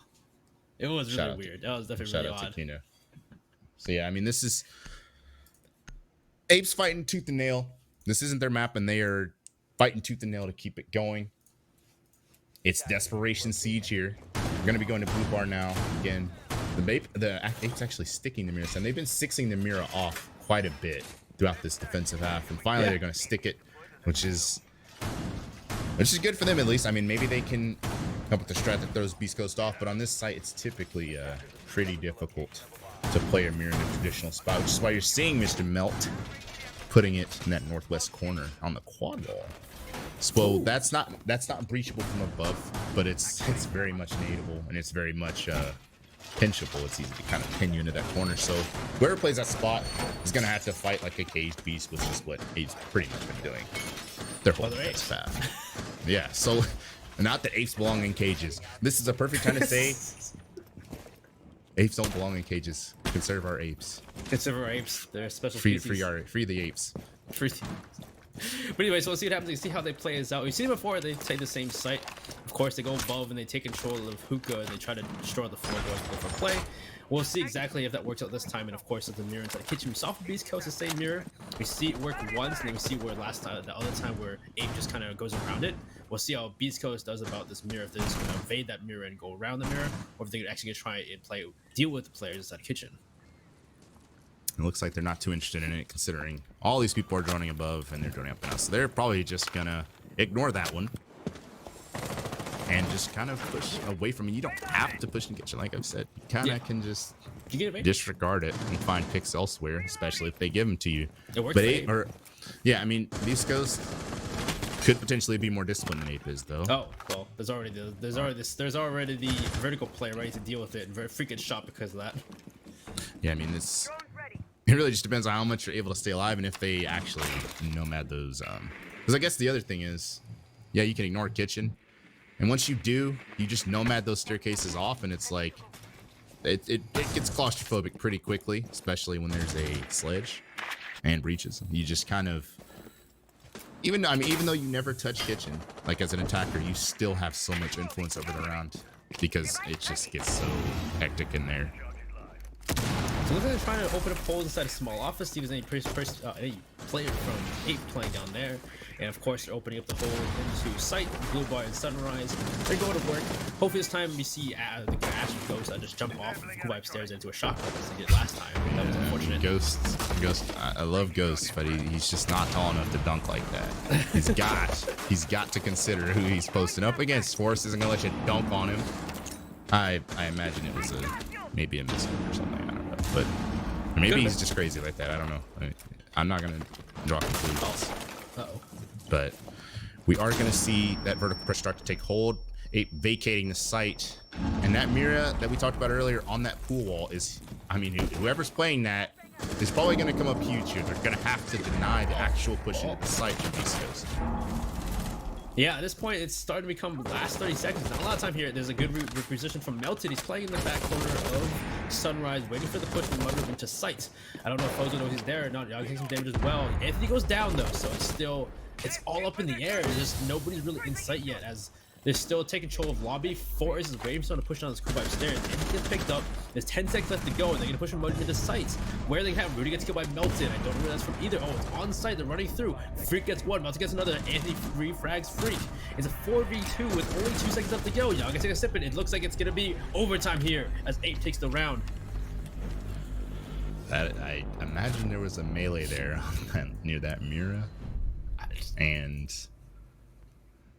yeah, I mean, I knew that was where it was gonna get crazy. It was gonna get ghetto, and that's pretty much what happened. A lot of deaths just around that mirror, and I mean, even though they had the vertical control, they didn't have the, I guess they didn't have the utility to nade out the player on that mirror, and ultimately it led to just a bottleneck chokehold there, where it was just a flurry of kills. It seemed like they just ran in at that point.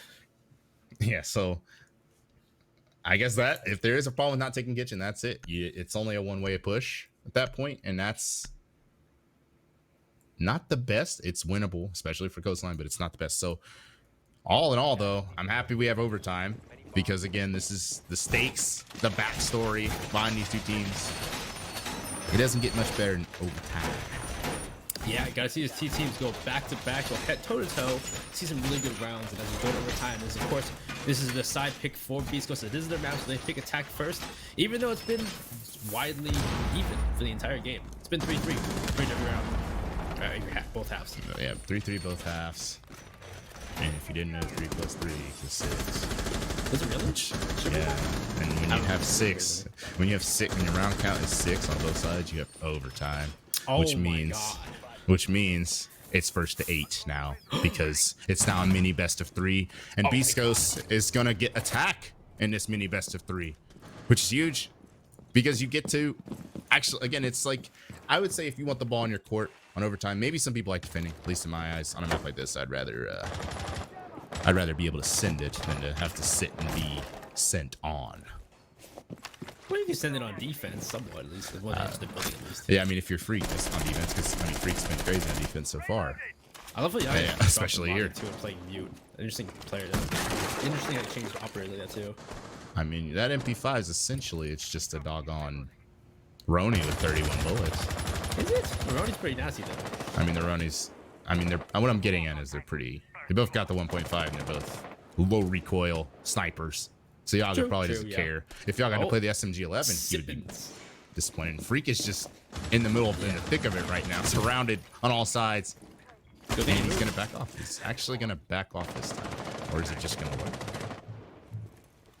He does have some support, it looks like, too, as well. So it should be fine if he lurks you like this. Sippin's already made his way into the bathroom. I don't know if he knows that one player is dead. Andy's a lot of damage in this fight in Penthouse onto Theater, but he'll take the first kill onto Yaga. So Yaga goes down. Now Freak is getting aggressive as well. He's trying to find a kill on his own Hall of Fame, but it's actually Rudy from above inside on the roof to get that kill. That is crazy. Yeah, it is. And Yaga's probably just punching the air right now, slamming his desk. Look at Anthony's health. That's infuriating. Yeah.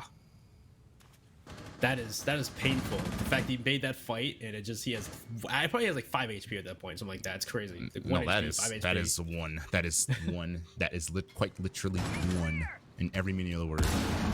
And what's terrible about it, like we were going back and forth how he switched off the Roni to MP5. MP5 does more damage. No, I mean, I don't know. What do you think? The MP5 has more damage. Roni has more rate of fire. Yeah, it's true. I don't know.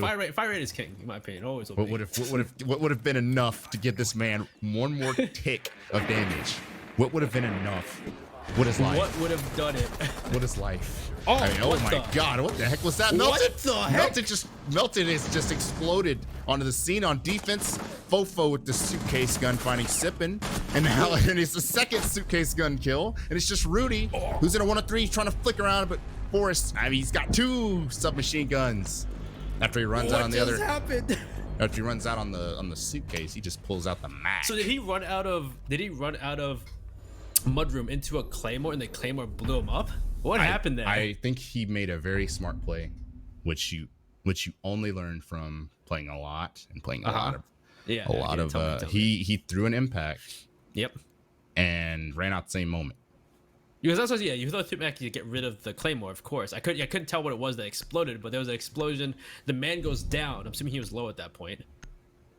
And I don't know. He runs, I guess, to kill the person repelling. It's entirely possible he ate a Claymore. I mean, I couldn't tell. I just saw the explosion. I saw. I'm 99. If Melted, I know Melted is an intelligent individual, and he probably threw an impact.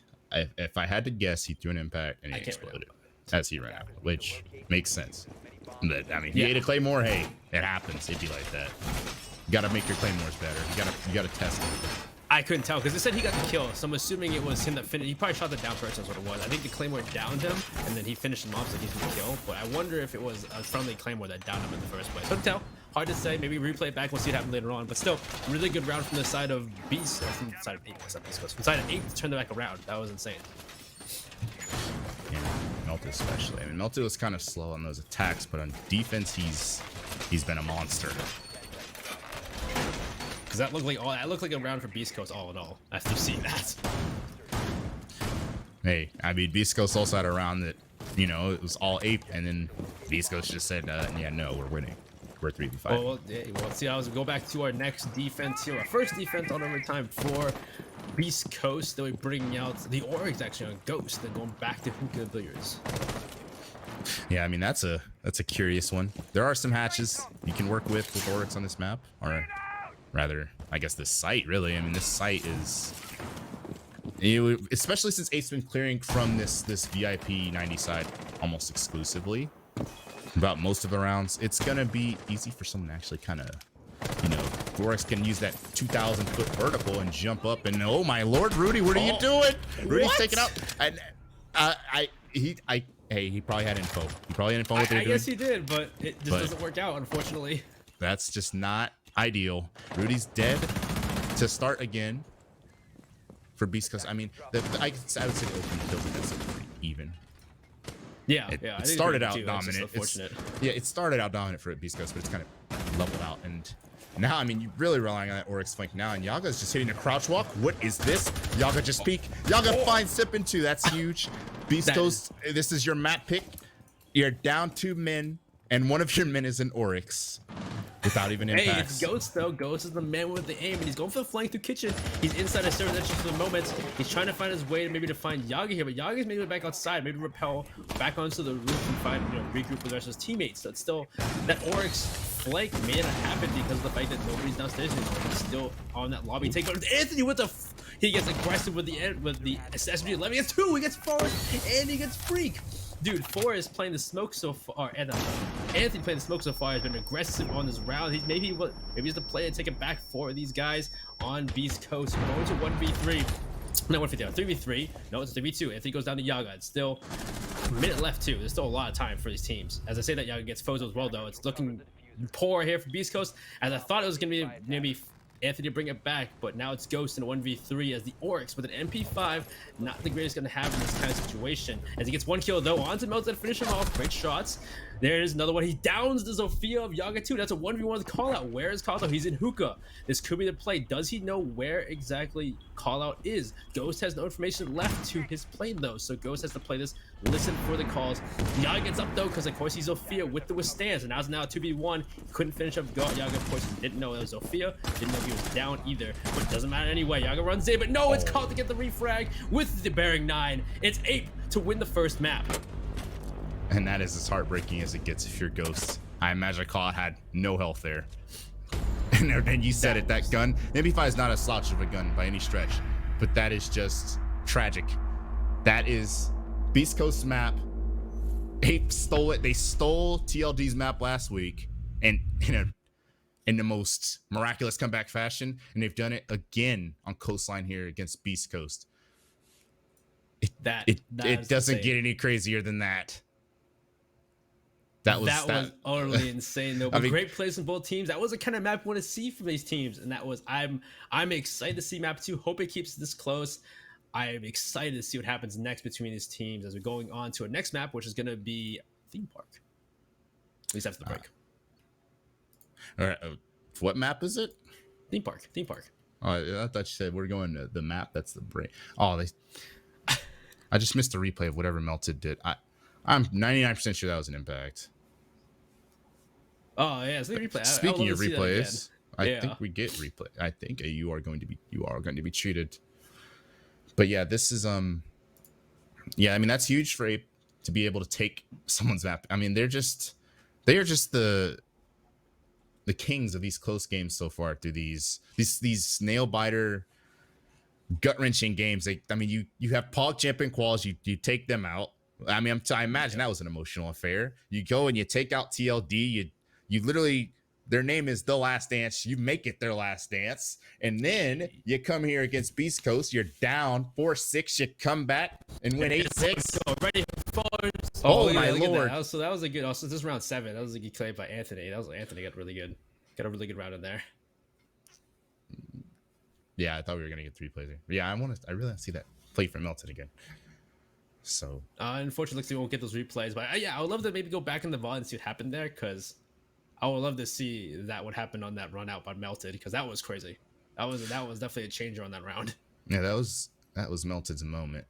He just turned it around for his team. I mean, that's what we needed to see from the young, like the inexperienced players from Ape. We needed them to just pull up. We saw Freak doing it.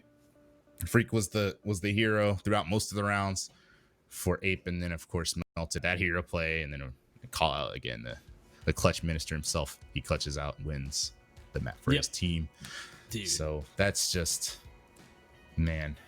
Dude, Anthony had that play on that match. I almost lost my track because I was screwing up my casting there, but like Anthony, though, the aggressive plays, now he almost clutched the back of Beast Coast take that round. Almost had it. Yeah, I mean, Anthony gets the at least you tried award. I think he had 15, 16 kills at the end there. And yeah, unfortunately, it is for the L. It's unfortunate. Though there are, I mean, hey, if Ape can win people's map pick, just because it's your map pick doesn't mean anything. Sometimes, teams just trade map picks and, it's back and forth. I fully anticipate that could happen as we go into this second map here of Theme Park. But we are going to be going into a break here before that. So we will see y'all for map 2, or just stay tuned, stay hydrated, and stay ready. Drink water.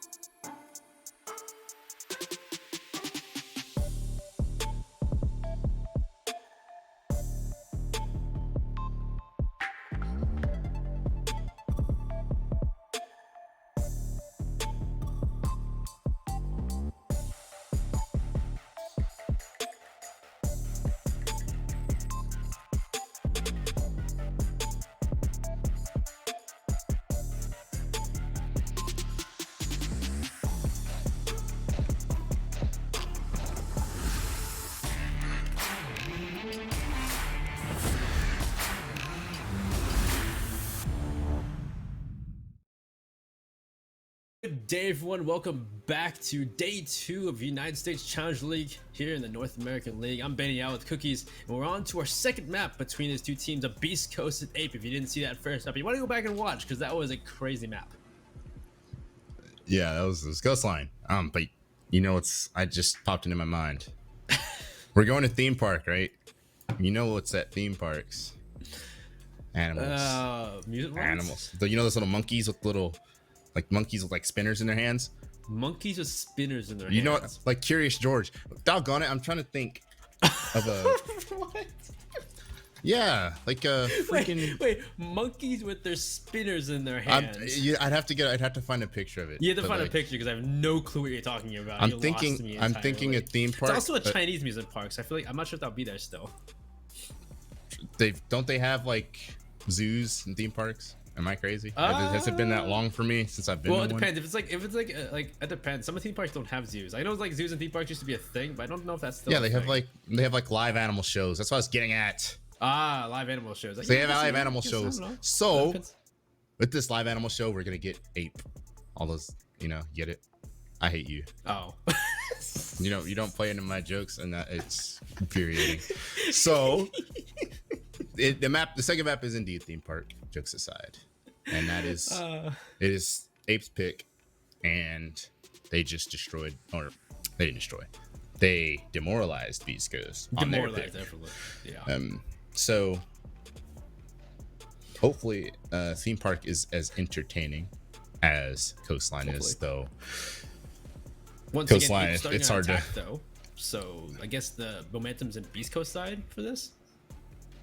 Depends, because we also saw, if you didn't catch it last week when 8 played The Last Dance, they were able to steal 5 attacks on Villa of all maps. Given that, honestly, I wouldn't be surprised if 8 comes out with some crazy big brain, giant brain, calculated strats for theme park on attack and look good and close this one out. But we'll see what happens, though. We'll see as Apes on attack, and we have Beast Coast on defense on theme park. Theme park being notoriously defensive sided for the moment, so it's hard to say. I mean, like I said, that doesn't stop Ape though. No, Villa's not at all. Villa's defensive sided too, and they just. I mean, both those teams were kind of. I mean, they both. I'm not. I guess it can't be spoiled. It was a week ago. If you didn't watch it, what are you doing? It's 5-1. It was 5-1 halves both ways. So,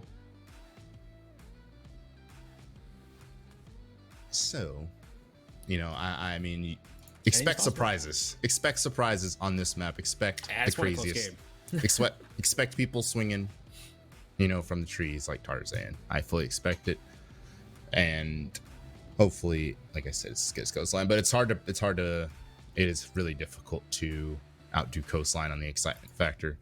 It's just that's one of those maps. Coastline is made for the aggression. It's made for those crazy plays. You saw Anthony's crazy plays, melted crazy plays. Yaga go off. Anthony, who else went? Rudy went off. So a lot of people went off. So it's very interesting to say. But here we are. We're at a theme park.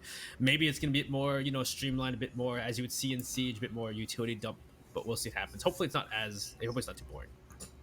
Yeah, hopefully it's not. I mean, usually people have the 0.2 second meta here on this site, on this map. But I think Ape is going to switch it up on us there. Their tendency throughout the series has just been to get after it, move quickly. So hopefully they keep that tempo going on theme park, which, I mean, not having Thatcher makes that a little difficult. But again, this is an Ape roster that managed to do it on Villa of all maps, and they are going to set us up for a Thatcher Mav game, and they're attacking first. They did that. They did that to themselves. They're attacking first. So they got Ace still on the board still. I mean, to be fair, on this map, other than particular walls, there are ways to get the wall denial off, get things going. It's just it's gonna take Ape controlling a lot of map, working a lot of map pressure, and winning the roam clears that they're inevitably going to have to do. Goyo and Valkyrie taken off the board. I mean, Valkyrie can ban consecutively now, and Goyo. We've seen more Goyo recently, but still an interesting ban, just because Umai is still available. Yeah, I mean, Goyo on, like, for example, something like Throne is pain. That is literally the incarnation of pain, especially when you're down the last 20 seconds. They're gonna have Ace, and they're gonna have the Montague That's a Forest on it of all people too. That's gonna make it a lot easier. I mean, like I said, it's gonna come down to whether they aren't gonna be able to just not take above and not do anything. They're gonna have to take above to get mute jammers and Kaids, which has been Fletcher claws sixth. off the wall, and there's a six pick from maybe a six pick Forest from the Monty to a Zofio. Thank you, Forest. Thanks for doing that. Because I'm thinking Monty was going to help him quite a bit, but now Forest thinks he needs to be on a gun. That's going to be the job better. Zofio's powerful, though, so you can't fault him. Yep, so they're going to have to, I mean, given these bans, the maintenance take it's still doable. You can still nade over. But depending on the luck that they have against this electric call that Ghost puts down, it's going to decide a lot of whether they're going to be able to get that wall. That north wall, traditionally, you're going to have a lot more success in terms of getting Kate off, since the floor rather is actually reachable. That actually allows you to shoot above it and take it out, but depends on what Ape actually decides to go for in the end here. They do have the hard reach device on the Capital as well, so they can potentially, depending on whether Ghost actually cated that hatch and split. I can't imagine he didn't, because there's mutes on the maintenance wall, and there's I assume he cated the split hatch, so that hatch is gonna be hard to get to. So it's just kind of gonna be that north wall, or just nading over against Jaeger and Omai. So Jaeger and Omai on that, yeah, both magnets and ADS. That's gonna be painful to do. They bring a lot. They brought at least they only brought one upper flashes, didn't they? Too. That's gonna be really difficult. Yeah, I mean, Forrest has I guess he just won't use his gadget for players. He's just gonna have to clear with them. And honestly, it looks like he's just kind of geared for vertical play. I fully expect they'll go for that north wall, given their lineup and given just what they're facing. There's not much of a roam really from Beast Coast. I mean, there's Sippin here on the stairs playing to shoot drones, but there's no real setup here. Anthony's just kind of lurking in a corner. They're shooting drones and they're gonna fall off, and Anthony could actually get caught here if they peek over this balcony. They time now not gonna be there. Anthony's gonna lurch away, and Yaga's gonna work his way towards that middle staircase as well. So already establishing the top floor control for Ape surprisingly quickly. No resistance from Beast Coast. They're actually playing more so on the first floor and in the lab and drug, interestingly enough. It's even not even that much. It was just you saw Sippin around it, and you saw, of course, you saw Anthony here in drug. But like either way, I think Sippin's back near side at that point too, so it's not a lot of roam like you said. Horizontally there's some a little bit, but like they're allowing for Ape to go above and start just sludging the floor. Maybe it's gonna be a late flank from one of the players. Hard to say. But as I agree, it's kind of weird that there's no resistance whatsoever. They're just going to let for Ape for just go forward. There's about a minute and a half, though, so Ape's taking their time to road out the entire floor. Make sure nobody's there to deal with them. A C4 from Anthony could be what's in the books here for Beast Coast to try and deny any kind of play. As actually one player Freak has dropped down, maybe trying to clear out barrels before anything happens. But either way, there's Chip back on site, so it's just there's no real resistance. You probably don't feel like they have to resist, because everything is very much still closed. We see Call It finally working his way towards that north wall, though. So the A-Star just going to go off here with about a minute to go, assuming they're actually able to find that guy. And anytime. And Anthony, they pushed in a drug. It's just a trade situation, though. Fortunately for Freak, it's not dying in vain. He's nomad at the flanks. His role is just to trade out here. So Call It's going to start working this wall. With about 30 seconds left, it's going to be a flurry of kills. The 20-second meta is very much at large here, and it looks like they weren't actually able to find Electric Claw in its entirety. Rudy, or rather, Ghost actually, was able to put it in a position where he's able to deny most of the wall, and he's going to be able to play this corner. He's getting burned alive here. Though my, it's raining, it's burning, and it's going to be a flurry of kills. Sippin finding Call Out on the wall. It's the last second execute.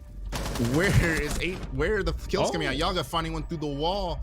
Sippin still playing in split, though. He's still at large. He could swing out at any moment to find this planter. Are they aware of it? They aren't. Sippin denying the plant, but Ape somehow Forrest off the screen able to pistol whipping him from the back. Forrest saving that round for Ape. So that was close. Again, that 20-second meta, as we say, comes down to just some really long-range gunfights. Again, you saw that north wall was the bigger issue, because that north wall allows for the attackers to take long-range gunfights, and they won most of those in that engagement for Ape. Really put Beast Coast in a tight pressure. And again, I feel like again, there's not a lot of pressure outside of just holding on site, and I feel like that was an issue for Beast Coast. I mean, unfortunately, the gunfights Yaga is just sniping people. You just found that player through the pronals. He's just nasty with it. The week 1 MVP is nasty with it, and he's just able to win those gunfights off the wall, trade out, call out, and ultimately even though the plant almost didn't go off, because again, they're not able to open the hatch. The catch was likely electrical. You're able to play split. You're able to swing out there with some timing, sipping, and nearly steal around from the jaws of defeat. But they're opting to just not go back there again, and we're gonna head to initiation and offices. Second floor defense this time for the side of Beast Coast. Ape still sticking to the same lineup as they had last time. It worked out well. You saw a lot of success with the utility the last round. Getting the wall open, using the capital bullets and the grenades with the person behind you, right in the corner of the throne room. Well, not throne room, but the armory. So really good work from them. We'll see if they work the same way on this site. As now we'll see if Beast Coast plays more aggressive or are they gonna stick to their chest, stick to that turtle play so far. Yeah, I mean, honestly, it's looking like they're going to stick to it because, quite frankly, they castled themselves into the site. They castled that double door going into games, if I'm not losing my mind, and they've also castled off maintenance as well. It's not much of the games or dorm side hold for Beast Coast. They're just going to kind of let the chips fall where they may on this side of the map. They've just pinned themselves in here. So they're not going to be playing for any type of nine on the other side of the map, and I imagine Ape's going to take advantage of that quickly. They realize they castled that, and they are quite literally in the building in the first 40 seconds. They're already encroaching on the site walls. Yeah, this is some quick take from Ape. Last time Ape took the time to, draw out the entire floor, but they noticed that Beast Coast aren't playing aggressive. They aren't playing Community Roam. So at this point, they know, hey, we're gonna take upstairs. We're gonna take control of bunks, take control of daycare, take control of cafe, because you know exactly how Beast Coast plays so far. They're playing very to the chest. We don't really have to deal with that much of a roam game, it seems like. And so this, I mean, it makes things easier for Ape when they just want to send it to decide who is going to find the other first. Oh my god, it's a game of inches. It's a game of inches. Who's going to see who is playing on 4-3 and who isn't? Looks like Fozo is. Fozo taking a shot, not able to finish off whoever that was worming Yaga. And Ape's got a conundrum here, though. The problem with this pushing into initiation, or trying to push initiation this way, is that floor I don't believe is breachable. So they're going to have to find a way to get the on the opposite side, on the east side of the I'm not sure if it is that wall. Oh, okay. Malta just flops in. He's flanked. Ghost finding Yaga, and yeah, it's that initiation wall like on dorms. I don't think you can actually go below that one. You can go below this one, I think, but you can't go below that one. And so they're gonna have a problem actually breaching, and you're gonna have a problem when you're down 3v5. Looks like he's waiting for a call from below to get rid of that mute jammer from below. He's put the Selma on the wall, waiting for the mute jammer to destroy it automatically. Well, but Freak gets the kill on the phone with those for them playing inside of outside office. It looks like this is a push into office or into initiation. Looks like they're trying to speak their way to the big door. Fars gets one of the ghosts though. Rudy playing inside of initiation gets 2 for his kills. He has a shotgun out, waiting to get the last kill on the call, but no, it's sipping from behind to finish him off. And Beast Coast takes round 2. It's set up for that one. Just I mean, I don't know where those two died off screen. I imagine they were trying to deal with the denial on the walls, but it's just a little bit problematic. I wish I could describe the walls better, but yeah, it's like the there's a particular wall near dorms where you're talking about the initiation wall that goes between bunk initiation, or you're talking about control initiation? Bunk initiation. So you're talking about that, yeah. Talking about, so you're trying to go below that wall to get rid of it, but you can't because that entire floor is hard. And it's just tile. It's just made of tile, yeah. Ubisoftium. So you can't actually, you can't actually do much there, other than I don't even think you nade over that wall. So it's just problematic. You just kind of forced to. Unless you nade from, I think you can try and nade to the dirt hole from the break room into initiation, or maybe the only way. Or if you go for control. And have fun, yay around my there. Yeah, exactly. So it's like you're in a predicament. You're kind of forced to push control and try to nade the stuff off the wall that way. Yeah, I mean, he just dropped in there because he probably felt like he didn't have many options. He realized, oh, we can't actually open this wall. We're screwed. I'm dropping. That's kind of how that one went. My issue here is that we're playing Throne Room again. And Cullet drops the ace. Oh my god. Are they going to rush? Are they going to rush split? Are they going to do something crazy? Yeah. Considering that Beast Coast has been playing the site religiously, I don't think a rush is on the menu.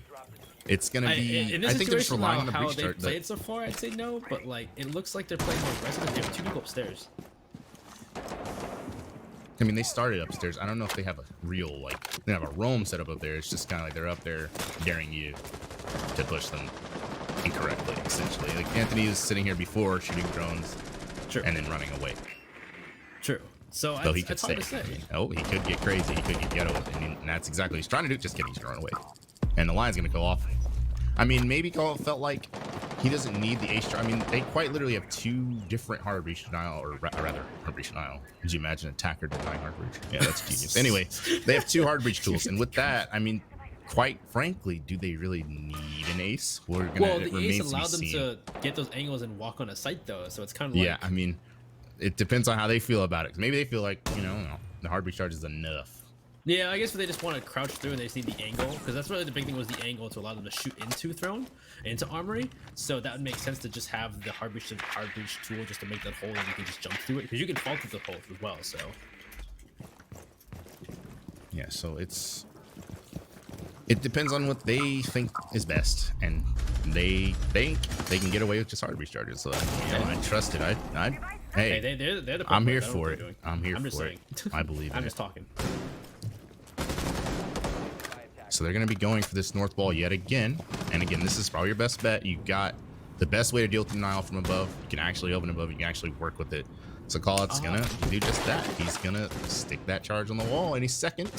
And so I mean, different though is that Ghost isn't playing the corner of Armory. It's Rudy as the Womai with the magnets instead. So he can't get burned or grenaded out of that corner. Yes, that's... I mean, it could technically kind of backfire in a way. It depends on where... Yeah, if he puts him right there, it might land in a way it's still going to pin him in the corner, because it still goes off. The fireball, yeah. The fireball definitely, of course, so he's going to have to throw in where they don't go off near him, otherwise he's going to be burning in their corner anyway. Well, as long as he stays in the corner and stays alive, that's going to be a big it depends on how that fire flops down, and then that's not a good start for Beastcoast, as Anthony's taken out, and Yaga's traded by... I mean, Ghost... finding just in Dragon here, apparently, as there's another player from Beastcoast just near maintenance, just not flanking it. Finally, the flank coming through, it looks like. Forrest has been found out, and he's looking for us. They're not gonna find it. That's huge. That's the pinch that Ape was trying to go for and almost got away with. They're gonna start pushing through split here. Rudy missing the shots on Freak, the red dot gang from Freak. He's gonna find Rudy, and it's just sipping. He's gonna have to return to site. Paul's found his way behind the pillar, but Freak is taken out in the hallway. The hallway here being covered by Melted, but he's fried by Sippin as well. Cloud's gonna have to get off that. No, Cloud actually sticks this plant. Sippin hitting a nomad charge, and Cloud, despite the advanced warning, unable to clutch that one out. Not the clutch minister in this particular round. And I mean, the hard breach charge worked for Ape, but just Ape, the balls on Forest, quite frankly, to just be in Dragon like that. I mean, there was a player from Beastcoast in maintenance, or not maintenance, but Gong, rather, that whole round just sitting there. Yeah, he was in maintenance. Like, I don't know why he was in maintenance. I'm sure he's trying to take some angles out so they wouldn't get shot from maybe the guys inside the middle between throne and armory. But they never droned out Gong or that room next to it. So the guy in maintenance is by himself being flanked. Yeah, I mean, he did find 2 picks that way because they were like, what the heck is the Sophia doing? Exactly, he was killing the guys between sites. What the? Yeah, I mean, it's double-edged sword there for sure. You're able to sneak some kills out, but you're just not able to ultimately stay alive. Too long lost that gunfight, the last gunfight there on the player who's in Gong, and unfortunately unable to secure that attack. And I mean, honestly, I'm liking what I'm seeing. I'm liking the innovation I'm seeing. Just, I don't think there's a team anywhere else in any region that would only bring hard breach charges on Lion and Capital to do that. Kind of alerted us, but they still made their way into the site though, so it's still worked out. Yeah, I mean, it's unfortunately innovative. Callout switched those times, so maybe they are thinking otherwise. Yeah, maybe they were like, bro, what are you throwing? I couldn't see. I couldn't see.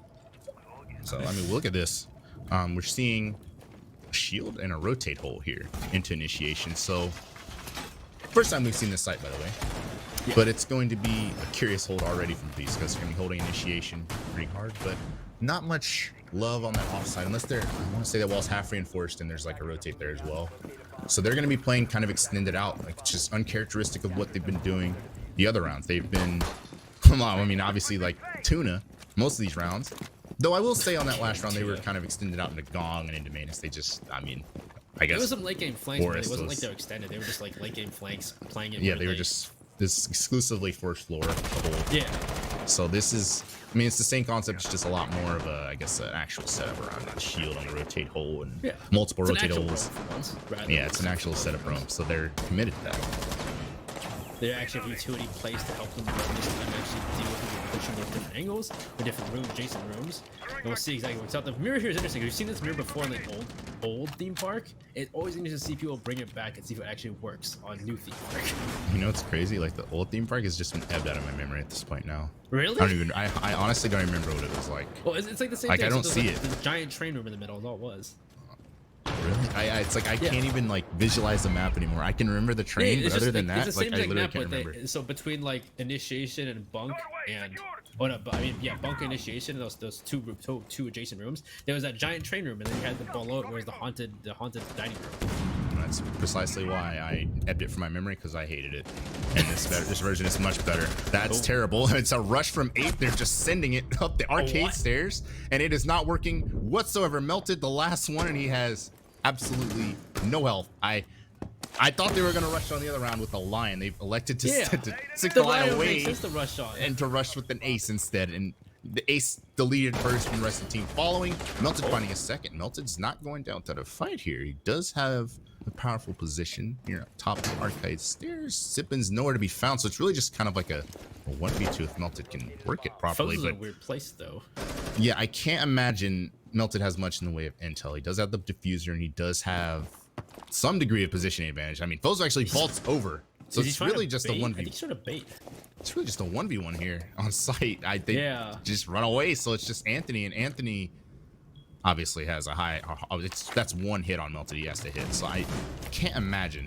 Oh my God, Anthony's dead. This could be a disaster. Melted has the sight, and Sippin and Fozo are nowhere to be found.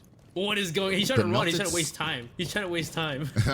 I wish Melted could know what we know. They are nowhere near you. Fozo's actually rotated back up now in this time, so it's taking a little too long for Melted to realize what needed to happen. Unfortunately for him, and Fozo's gonna start. They're gonna start lurking up through the staircases and through the rotate holes now. And Melted finally starting to feel the pressure a little bit. Time's running really tight now. He's got about 10 seconds to make it happen, and at this point, he kind of wasted his opportunity unless he's able to find an angle. Nope, these guns do way too much damage for what health he had, and it was a nice try from Melted. I gotta tell you, I wish he knew what we knew, because those guys were. That was he could have stuck a plant and actually. Dude, he had both mirrors too. Yeah, that like he could have, but again, that we have the AC 130 above. Yeah, we have the see-through walls and everything. We have walls. Oh, we have the $5 wall pack. He does not. That was crazy.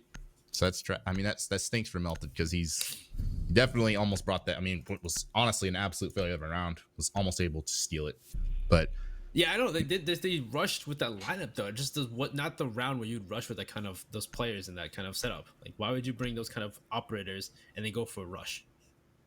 Hey, 8 together strong. That's why. 8 together strong. Yeah, of course. That's why. Well, either way, we'll go on to back to of site and office initiation for our second try here from the side of Beast Coast. Last time they played the site, it was very much a turtle strat, and of course, because of the way that this strat is, it's hard to deal with. They open some of these walls. Of course, talk about initiation, you can't get those floors open, so you couldn't get rid of the mute jammer or the electric claw on those walls. So they try to go for a office push. It didn't really work well for them. Actually, it was more like a waiting room push, as they opened up that castle and just kind of pushed in. Yeah, so, I mean, could potentially see more of an east side emphasis here, because again, that east side, you actually have some real estate to work with. Though, I will say, it's like, we've seen in the past, versions of theme park matches, when Thermite was kind of your best option, it was like people were going up, crouching up to that maintenance wall, or not maintenance, the control room wall into initiation, trying to Thermite it that way, and they get C4'd, they get shot, but with Ace, you can just kind of get that thing. There's no impacts here from Beast Coast other than, there's just the Cade, or the Kaid, or the Electrical, whatever you call them. There's that, and it's like, yeah, call out, there's 3 aces, there's 1 C. You can get that one. And, oh my God, they're just sending it again. Oh, okay, yeah. I was about to, you had me like... Yeah, I thought that was enemy too. I was so confused. I had to put on my monocle for a second and realize, what am I looking at? Are they gonna... Okay, so Ape's still going to be going for this west side, so to X out what I just said. They're going to be coming from this west side over. And they've brought Callie, which is huge. That changes how you're able to approach. They're actually able to get what you want to get.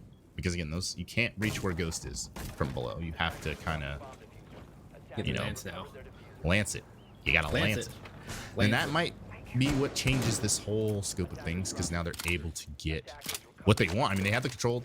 This is the same strat from Beast Coast. It's kind of tuna in a can. So it's like if Force is able to Ghost actually Electric Claw trick it, or does Electric Claw elsewhere? I think it's Electric Claw elsewhere. Isn't it? he pre-placed the other one, so he'd have to run away. Yeah. And he's thick, so that's not likely. Oh, we can't get it because it's around the corner. They're gonna have to. Like, I'm not sure if he's able to get it at all. I don't think Lance can get it. Yeah, and it's like if he has a chance to get it, they're gonna have to drone it and ping 2.0 it, or they won't see it and they won't have a chance getting it. So there's a drone hole. They can try the drone hole, but I think the drone's gonna hit by ADS, so it's not gonna matter anyway. Yeah, this is tough. I mean, I think this is the same issue like last time, where they just can't get through initiation, so they make an office push. But office push, they made a waiting room push. They tried last time, which didn't really work. it's a lot harder to push offices. I mean, honestly though, it's probably their best bet, because I don't. Oh, just kidding. They were able to. Yeah, I think they just kind of they realized, oh, the thing is here.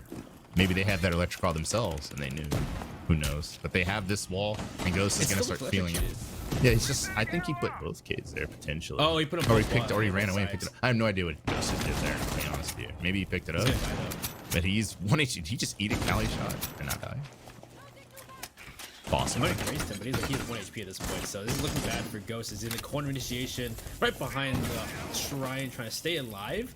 I don't know if they have any more firebolts. Looks like no, Yaga has no firebolts left, so he can't deal with Ghost anymore. He probably has 80 long. Yaga gets the kill on a Sippin, though, elsewhere. So it's looking good for Ape so far, as call out against Ghost, though, behind the shrine. So now it's just Broody on-site initiation by himself. C4 goes off, does not get any kills. Shotgun in hand, though, but the angle allows him to get some shots off. He downs one, downs two! Broody gets 2 kills, a free and melting Anthony and Fozo. Now it's a 1v2, though. He gets 1 kill, the 1v1 quad. He's an ace. Brody's got to get an ace to win this round. Can he do it? He cannot. It's a trade, actually. He gets the ace, and he does win the round. Beast Coast winning round number 5. Rudy is the greatest player alive. There, I said that was. I thought he died, but it was a trade though. And if you didn't know, people, they didn't plant and succeed. They technically defended the bombs, so that means defenders won. That's crazy. And that was pretty insane. Rudy just put on the Superman cape and just 1v5 essentially on that. I mean, that was as good as the position as it gets. The wall was open to where just perfectly to where he wasn't able to. That was just perfect, a smoke moment if there's ever been one. Just none of the shots landing from the 2 players vaulting in, and then of course the other 2 players didn't have much luck either, and it was just fortunately a trade for the attack there, and that's just terrible. That's terrible if you're the attackers, and if you're the defenders. Beast Coast right now, you are hooping and hollering. I fully expect to put it. Well, they get one more round left. They can make it 4-2 like you expect to on Deep Arc. Yeah, so it's not all doom and gloom for Ape, but you're definitely like, you're slapping your thigh there, like dog nabbit. We just let that guy do that. We almost had that. Yeah, that hurts. That's as close as it gets. 1v5 Ace straight. That was a crazy round though. Oh my god.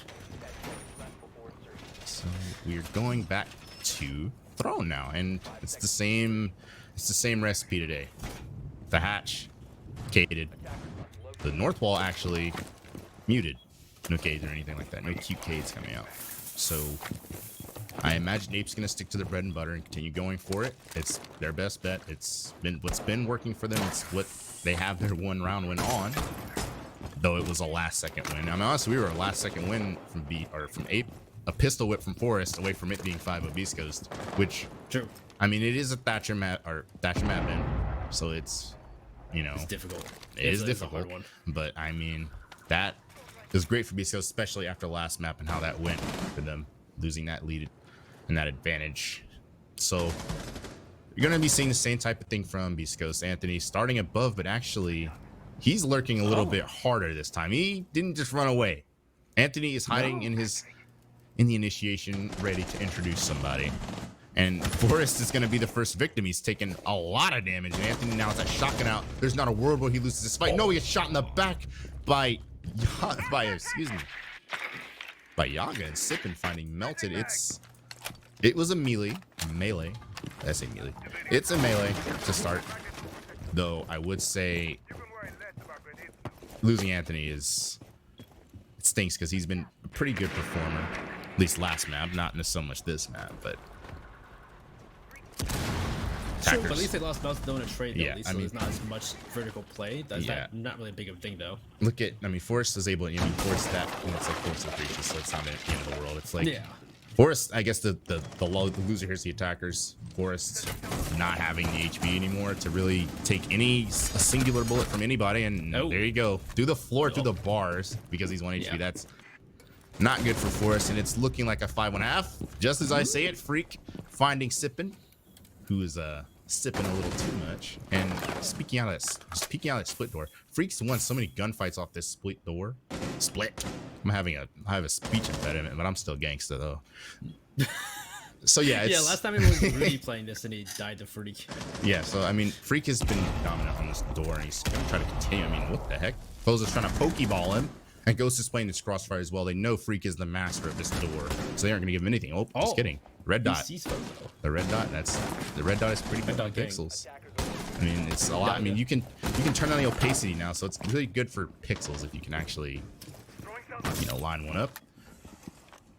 So at this point, you see if they get that wall open in the north side into Armory. It looks like Freak's gonna try, but they plays maintenance again. Rudy and maintenance. We always tell someone in maintenance are gong when they play this attack or this defense. Freak gets Rudy though, so now that person playing gong is dead or maintenance. So now it's on to Ghost and Fozo on site against Call Out Freak. The wall's open, so that's where Carlton comes from. Freak's come from the door, but no, Ghost still in the corner. Armory will get killed and Call Out. It's the 1v2. It's Fozo to finish off Freak and Beastcoast in the half at 5-1 on their defense. It's a really good half from Beast Coast, and unfortunately for them though, they're gonna have to attack now. It doesn't work that way. You can't just play defense the whole game, so they're gonna have to show some energy that APE was unable to show. They're gonna have to be able to actually take out, or rather take some more than one defense. Otherwise, we are going overtime. So rather attack. I said that backwards. It's early for me. It's like, it may be like 4 p.m. for most people, but it is. It's 2:05 p.m. Come on, guys, 2:05. It's 11:05. It's 11:05 for the West Coast.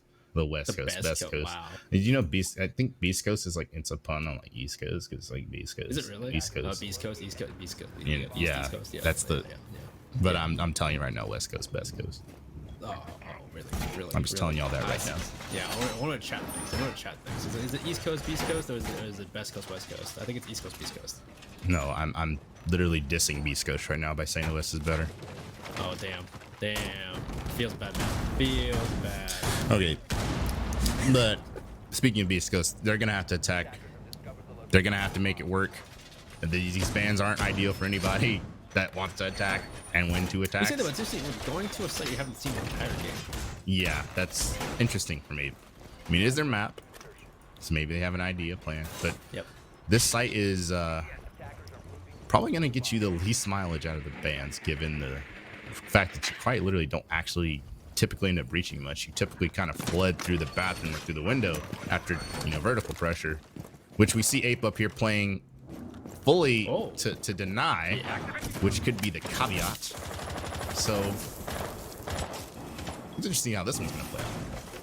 Yeah, there's a lot of reinforcements, a lot of utility put upstairs for the roamers to, make sure they can't use that vertical play to their effect. Freaks when you're playing that shield, 2 ADSs to it by his side. How long can you keep this up? Along with the reinforcement inside of Bunk, that hatch is open though, so I wonder if they can try and grenade Freak, but it does have 2 ADSs, so I'm not sure how well that'll work. So he's got a lot to worry about on this position. Instead of joining him out, Sippin joining first into Cafe, seeing the shield, it looks like another player, or at least 2 more behind Freak, so he has people to help him out. Yeah, the setup is real on this top floor, and East Coast, again, I mean, you're not gonna have much to technically traditionally breach here, but it's just hard to get this one going, especially when there's mute jammers and everything else. You've got a Freak just swinging off this angle. Freak does not care. He's just gonna keep swinging off that angle and nearly found Sippin, but ultimately he's gonna come out the loser there on the HP. Beast Coast coming in pretty. Imagine if there's a pinch coming in from the east side as well. So this could get bad for APE quickly, assuming that East Push ever comes in, and that's exactly what happens. Anthony just flops down the hatch and finds both players around that setup there. Call is the last remaining one up here though, and he's got a bunch of disgusting guns to play against, And he's got a UMP with the 1.5. Bro, and he's gonna run away. crazy. Yeah, that's expected. He's not gonna even attempt to try to deal with that one. Beast Coast establishing control on the top 4, and the strategy, the trump card that APE's trying to pull out here is not working out so far. They have the ability now to completely work these defenders into disadvantageous positions, and it's going to go down to some hero shots here from APE, as it's going to get claustrophobic here in the final minute. Yeah, we'll see what happens. Call it still off-site though, so we still could be the playmaker to try and pull this back for APE, make that aggressive play, make that play for the team, try and bring it back to even or a man advantage for APE. But time is running out. There's 40 seconds left to go. Where will Beast Coast exactly make their execute happen? Fozo dropped into barrel. Looks like he's trying to find the rotate from the guy inside of Theo. Oh, but Ghost goes down. Actually, he goes down to Forrest, playing aggressive on the window. Forrest now low HP. And there it is. He finally finished up by Rudy. Oh, Yaga does that kill in the Fozos, though. Is that a kill for Yaga? Yaga gets 3, and he finishes off the members of Beast Coast, and 8 will win their first defense. I mean, that's kind of a part of this site. You kind of, like I said, you flood, and sometimes you flood into a wild Yaga, and he just headshots all of you. Pretty much. And it's a disaster. Well, that's why it's hard going to the window, too. Like, that making to the window is very difficult. It's not like it's a hatch anymore instead of lab either. Like it used to be an old thing. That site is still actively being researched by everybody. Not everybody knows how to quite attack that one yet. So it's like you kind of run into this conundrum where you don't know what to jump in. You don't know what to. It's just like a flood. Like it's just a desperate flood, because it's not like everyone has it down to a science where they clear all the theme park and then they place a thermite charge on the quad wall in the yellow corridor and just go for that. No, it's a little bit more difficult than that in practice. So that's kind of what Beast Coast experienced there at the end. It's just really fluid. Unfortunately, it worked for Yaga more so than them. Yep, unfortunate. So we'll go on to our next defense here for APE. They'll go upstairs to that bunk and daycare site we saw from the side of Beast Coast. They had this 2 times so far. Actually, they had 1 so far. That one time was melted, where APE tried to rush in and melted almost time to touch that. Yeah, I mean, melted. Yeah, that was nearly amazing. We're going to be seeing the same type of... Well, it's actually not really the same. College actually has the mirror on the opposite panel first off, and it's going to be still rotatable, just on the opposite panel switched. So it's and then you have the one similar facing initiation too, which is interesting. Yeah, it's like similar concepts, just a little different operators here. And they're trying to prime themselves for a comeback. Again, this is a Thatcher Mav band theme park defense. They should, in theory, be able to work themselves near, at least within 1 round of Beast Coast with ease. That shouldn't be a problem, but I have seen crazier. Yeah, it's hard to say. We saw from last week when I talked about Villa last week. They came back as well, so it would be crazy to see it happen again. Hopefully this game is close. Melted playing. Well, yeah, we saw Yaga playing aggressive downstairs. Bit caused to go back up the arcade stairs though. And most of the members are on site though. You're supposed to see 3 members on site. Probably 1 offsite beside Yaga as well though. And interesting enough that EDS is behind the shield too. I'll just see. I don't know, maybe he doesn't want to get grenaded. Grenaded behind the shield. Yeah. But there's like smokes coming through. Looks like trying to make for a break room take. It is an angle you can't see. It's Fozo to take out Freak. The smokes and flashes going through. Looks like trying to go for break room, opening up the wall. There's actually a mute on that wall, so you can't open that wall up with that Selma. Unfortunate. Yeah, and there's just not much you can do about it. Sort of, spawning in as a dev and just deleting the mute jammer. There's not much you can do. It's gonna be an obstacle you gotta overcome. But I mean, Freak getting cut off that windows gives Beast Coast a lot of breathing room at the very least. The window pressure still very much at large here as the rest of the players trying to work that arcade balcony, it looks like. So it's a little bit delayed, but they're gonna finally start working in there through that western side of the map and hopefully find more picks here as Yaga's just in a panicking predicament, trying to watch 2 different spots. I think they got that wall open actually too. I remember seeing. I think they saw the mute jammer get destroyed on that wall. I can't say for sure though. So, that mirror though for COD is actually kind of a problem. If they do want to push through Cafe, it's kind of a mirror in your face. So Fozo finds another off that window. Again, a call out, finding someone off that aforementioned mirror. It's it's gonna be yeah, someone's gonna have to go somewhere else. That's exactly what Tippin's gonna do. He's gonna head in from below, potentially head up those yellow staircases, but that mirror can also see that, so he's got to go potentially through arcade and potentially catch Yaga off guard here. That's exactly what he's doing. He's full sprinting. Yaga's not exactly turned around for it. Fozo swung in through the windows, taken out. Sippin, Yaga actually does end up turning on Sippin, and Fozo, of course, his attack faltering through the windows as well. It's just Rudy and Ghost. They've got the HP advantage. They've got nasty weapons, but unfortunately, they don't have a lot of time. Ghost, I mean, finds Call. That's one of the players, and Yaga's on low health. Yaga's not peeking a thing here. And where in the world is Melted? Melted's in the site with one of the players, and Yaga finds Ghost on the long angle, and Melted's gonna find the planner any second now. Yep. Kind of, yeah, he's just waiting for the time to go down, not peeking. So, just a really good, I mean, it's hard to mess these defenses up. It was almost a close call there for 8, but they were able to reel it back in there at the end. Yeah, it's interesting because like Beastcoast has gotten both first picks both rounds, but it just doesn't have to turn out for them. Even though they're getting these picks early in the round, they're not able to turn it into a round win. Yeah, so I mean, once again, it's tough. It's tough map to attack on, so no one's fault.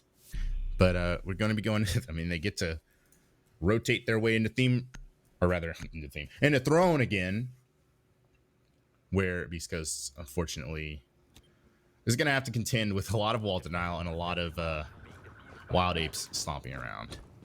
A lot of wild. Yeah, it's aggressive. It's interesting to see if Ape plays aggressive. They've played aggressive a lot of these rounds. They played different ways, but I'm wondering if they're going to play aggressive on this site compared to Beastcoast, where they played very turtle, like they played pretty much on site only. Yeah, no. I didn't say that.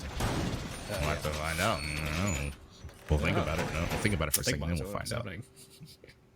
I'd love to find out. I would love to find out. Yeah, we'll think about it and we'll see what's going to happen. It looks like, at least based off this lineup, there's going to be a lot of turtling, a lot of turtlage. A lot of sticking on site and just waiting for the attack to do their thing. Which, I mean, it's effective when they can pretty much go for one wall here. I mean, they can try maintenance, but it's going to take just about every flash and everything in their heart and mind and soul to get that wall. So they're probably just gonna, I mean, they're probably gonna do it like Ape did, and Ape was able to steal actually the one attack off this site, so it could be key. I mean, they even have impact, even if they are able to nade the mute jammers off the wall, nade the Kate off, whatever's on the wall, you're gonna have to contend with yeeting impacts at it. So a lot of obstacles to overcome, and a roam upstairs, at least a limited one to start. So at least at this point, pretty sure first things first would be the drone all upstairs. Freak playing upstairs somewhat aggressively, but looks like he's backing off like we saw from East Coast, where they're just gonna be there and they're gonna, you know, fall back after making some noise and wasting some drones and wasting their time a little bit. As Zarwell players in Cafe, Rudy's trying to go through Gong, looking around. There's just not a lot happening right now, unfortunately. Just a lot of droning and clearing. I mean, there's probably mute jammers upstairs, making it difficult. Yagas, we see this a lot. Teams, they're gonna start that roam up top and then kind of work their way into lurching and drug. Does Yaga get cut off though? Because he looks like he might have been joined by Beast Coast. Can they cut him off force? Looks like he's there to support Yaga down below those stairs, maybe in bathroom. Actually, no, Force probably on site actually. Maybe not. I think Yaga's by himself in the lab. And I wonder if they can cut him off and get that kill. Grenade thrown out, makes trying to find someone and split. Will be caught. Actually, won't be caught by anything, but it won't kill anybody either. It'll just cause someone to move back for a second. Trying to go for a cheeky nade. Not gonna happen. Freak's gonna live, at least for now. And yeah, it's just Yaga, just kind of the only one on site here, just kind of lurking. And they're just kind of daring Beast Coast to push him. I imagine he's still there. Can't imagine he got away. Split was kind of being held, and I think Dragon's probably his only escape. And yeah, he's just in there. And if Mr. Fofo through the floor finds Rudy, the hero of the past. That's the breacher gone, ironically enough. So I'm not quite sure what the plan is for Beast Coast now, other than to just flood and potentially work magic and miracles. You have to pray, you have to worship the sun god at this point, because there's not much you can do. There's no wall open, everything's denied, there's impacts in hand. Yaga's still on the flank. Sippin actually finds Freak, and Yaga's actually taken out from above eventually by Anthony. This could be disastrous for Ape. Despite taking out the hard breacher, they are still struggling here to win this round, but Forrest says, no, you are not going to take this round from us. Not yet. Anthony flopping over these middle staircases, sipping, greeted by a shotgun. Forrest is going for the ace. It's the second ace of the game. Forrest, and it's both SMG-11 shotgun operators acing on this map. Wow, what a play. Again, you said before, losing your ace early was probably the worst thing for Beastcoast at that point, which caused them to have to flood the split, flood through that dragon door, and of course to get greeted by who other than the mute of Forrest. Getting an ace for the round, greeting every single visitor to his door. It's, I mean, good Lord, it's like it's just a recipe for, I mean, depending on whose side you're on here, it's a recipe for disaster. You can't you either ace the wall and barely get it open and you crouch through it and you're lurching through it and you get blasted, or you just don't open anything and you walk through doors and you get blasted. You picked the wrong house, fool. That's what it's kind of like. So it's Forrest just doubled his kill count there, and he's put Ape within one round. As I said, it's pretty simplistic to do on his defender side like this, and Ape trying to work their consecutive just come back. I mean, how many maps in a row for Ape is this just coming back, snatching it from the jaws of defeat and stealing games from people? They're one round away from doing it, from tying it up. It's the kind of map though. It's that you know, the preferred side, people winning it out, but just Ape have that mental capacity where they're not taken down by the fact that they're down rounds. They know they can come back no matter what. So it's great to see from the mental fortitude of Ape. And I wonder, is Beastcoast going to be able to keep up and they get to take this back, because they need to take this map to keep themselves in the game, because they lost their map pick of Coastline. Yeah, because unfortunately, this is the best of three. You lose two maps, you lose the game. Is that math? That's crazy. What a concept. Yeah, that's crazy. That's like, dude, I would never know that math. Yeah, I mean, it's truly some crazy stuff here, and hopefully Rudy's gonna have more success here, not dying first as the hard breach. He's gonna need it as they're attacking into initiation offs again. And this time though, Ape actually has a setup here towards dorms, which something Beastcoast didn't do. Beastcoast just kind of conceded it and let Ape push in, and ultimately baited them into Rudy's shotgun, where he proceeded to ace. Now, Ape is just actually fighting for it, which could be what makes it easier for Beastcoast, because they could potentially find the kills here instead of being forced into, you know, 5-man, you know, stuffing themselves through a singular breach. It may cause openings here. There's picks that are to be had, but there's of course a wild eye, a lot of rotates, and mute jammers. So it's not as easy as it sounds. Yeah, there's a lot of room for different scenarios here for the team, especially because Ape playing is very differently compared to not playing the chest. They're opening up poles, they're making rotates, they're going through, and they're causing a Freak to get a kill, Forrest to get a kill, and Fozo Bear's supposed to ghost already killed already. There's a lot of aggression here from Ape you didn't see from the side of Beastcoast, which enables them to get these kills first for them, and it really starts to solidify the round in their pace. Yeah, unfortunately, what I just said, it kind of works both ways. You've got defenders that can, yeah, they're kind of sticking their necks out there. It's not like Beastcoast was doing turtling like tuna. Turtling like tuna. You might have turtles with tuna. Anyway, Beastcoast is, Ape rather, is playing it to where, you know, there's possibilities for them to die. They're actually risking their lives out on a roam. But unfortunately, that roam, or fortunately for Beastcoast, that roam is so powerful that it doesn't work that way for them at all. And they're going to have to find some magic here with a minute to go. Rudy, I believe he's able to ace charge that wall off, as Anthony looks like he just went for the low to nade off some denial. But, I mean, it's just not a lot to work here. Not a lot to work with here for Beastcoast.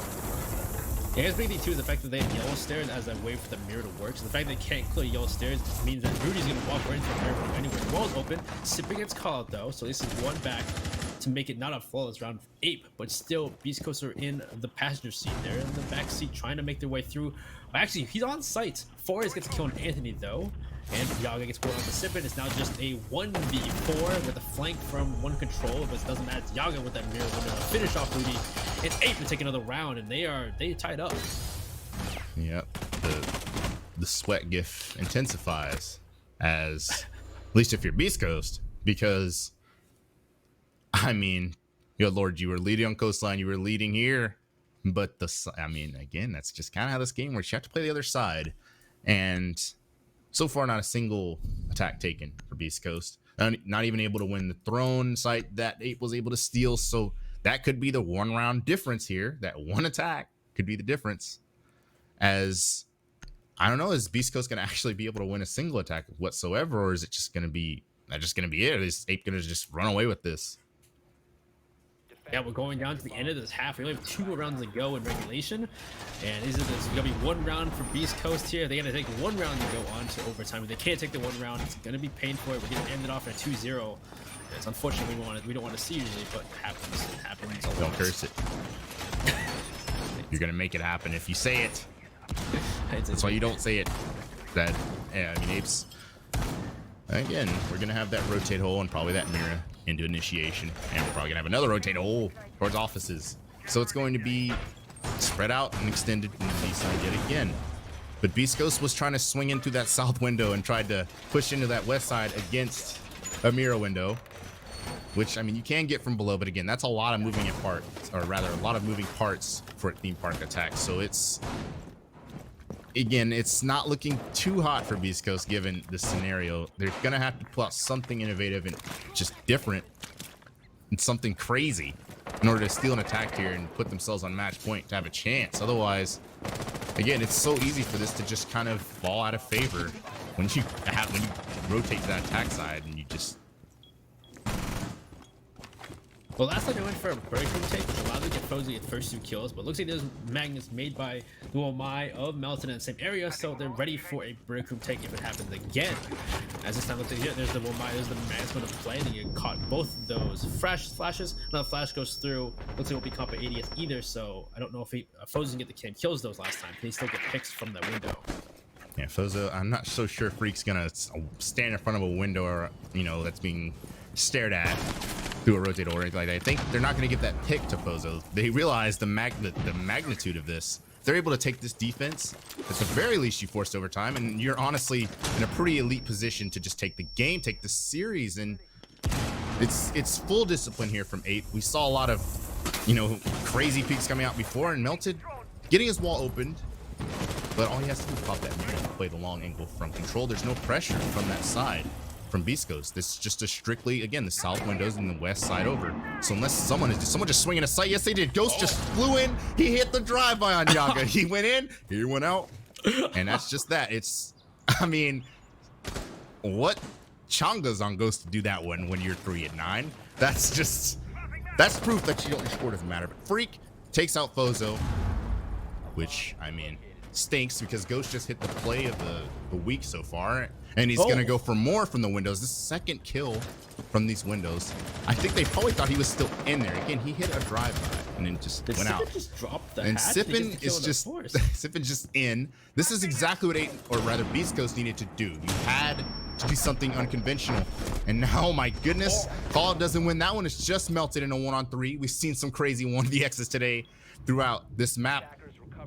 But Melted's gonna have to work miracles. He does not have the health, and most importantly, he does not have a shotgun or the positioning. He's gonna have to find all 3 of these attackers. Sippin with 14 is covering, and Anthony Metal Gear is covering as well. Melted's trying to find that angle to the bomb, but it's just not looking ideal. The players lined up, but Sippin, all he has to do is hit 1, and it's match point Beast Coast. Worst thing we're gonna get is overtime, but Beast Coast definitely not just gonna lay down. They took that 1 round they needed. No matter what, they're not gonna be just eliminated just yet here in the next couple rounds here. They're gonna have a lot of rounds to finish this game out. So much better round from Beast Coast. They tried that same attack they did last time, but even though the Ape knew they would come through that break room, they still set up the magnets, they set up the ADS, and still able to get that wall open to deny the mirror facing towards control, and allowing for pushing Melted out of that area, which allowed them to push through break room, and saw a Ghost walk through, take 1 kill, and surgically walk out. There was a refrag from onto Fozo, but still allowed for a Ghost to get the same kill down the long hallway because they opened it with the Selma. They gun through, and they also taking through arcade. People pushing through break room. There's multiple angles. Sippin dropping down the hatch inside the hallway too. There was so many different angles from Beast Coast that round. That's what you need to see from them. Yeah, it's just the sporadic aggression. That's what I was looking for. The sporadic aggression indeed.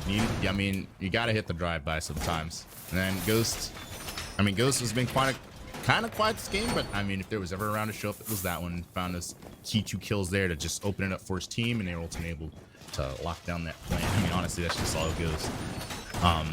So we're going to Throne. This is the series point for APE. They can't afford to drop another defense here, because if they do, they quite literally lose the game. That's how the math works. They've got the Kaid here to electrical that split hatch. We see Yaga reinforcing, and yet again, I think we're going to be seeing players extended out into drug. But I mean, we saw Anthony was able to actually work the 4 holes and find the player roaming there without actually pushing in there. I think that's what, if you're looking for an adjustment here for APE, you're probably going to try not to expose yourself to that sledge above, who's going to be just like a hawk searching for his prey above that drug roam hotspot, if you want to call it. Yeah, so what's the next episode? Yeah, I definitely agree. They need to be wary of this vertical play. I don't know if they're going to try and resist whatsoever. You have Freak and Yaga up there for the moment, but like last time they tried it, they tend to fall off. They tend to just retreat after a little bit, not actually take fights. But you know, maybe they want to take fights, because we see some aggression from the side of APE has actually helped them in a lot of these rounds. And we see Ghost already pushed up in there. Could have potentially caught a player if they rotated that way, but it looks like the roamers actually rotated down the west stairs and those north stairs, so they're going to get away scot-free. Sledge is going to start working that floor, and Ace already working. They're actually going for a maintenance take here, but the impacts, we did see them come out from before Call was on the Malusi, and they're actually just going to K-trick it. They don't even have to impact it. And they're already down a couple ace charges.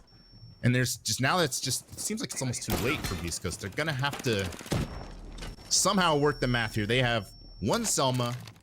There are 2 impacts on Yaga still, and I imagine Yaga's on the site playing for, you know, redundancy in case the Cade fails epically at his job, which he obviously didn't. He call out just totally shut that down. So this is another flood situation. You aren't able to get, like, I don't even think he has any Selmas whatsoever. He used one on the gong wall. Yeah, he's out of Selmas, actually, yeah. I mean, this is going to be a flood. I mean, it's now or never type beat, because there's not much else they can do besides rush through the split door. I mean, Throne, you can try to push through the Throne door with Malusi and a triple cross, but it's probably not going to work for you. It's not looking good for Beastcoast. It is not. The fact that the lance of the Cali could not destroy that electric claw, and the fact that Call was able to take that electric claw back every single time, put it back on there, evade the lance, is just huge for the side of APE. And now at that point, you said before, they gotta flood, they gotta find their way through. They can't get through the hatch, they have to go through this split, or they gotta find their way through a different angle. I don't know if there's any other angle there they can go through. They have opened a hole here, so there's at least an angle for him to peek, but the angle is small and it could put in the favor of APE to peek this instead. Otherwise, there's not much they can do. They'll still play offside. Yaga still offside. Call takes a lot of damage. Ghost's kill on the Freak, though. It is a shot from Foza with the CRX. Case sniper on him. Rudy gets one. Foza takes another. It's going down, looking good here for Beastcoast. Anthony getting the kill on the Yaga. It's a 1v3 from Melted once again. He's got to try and clutch this round as they're pushing onto site. Those Banshees are at least slowing them down. That's only 7 seconds left to go. The Fuser's down. Melted could take this fight. He's got 3 kills for the round. And no, it's Ghost coming on the corner to finish him off. Beastcoast will take map 2 and put it on the map 3. If you are APE there, keyboards are being slammed. How in the world do they just walk through the dragon door?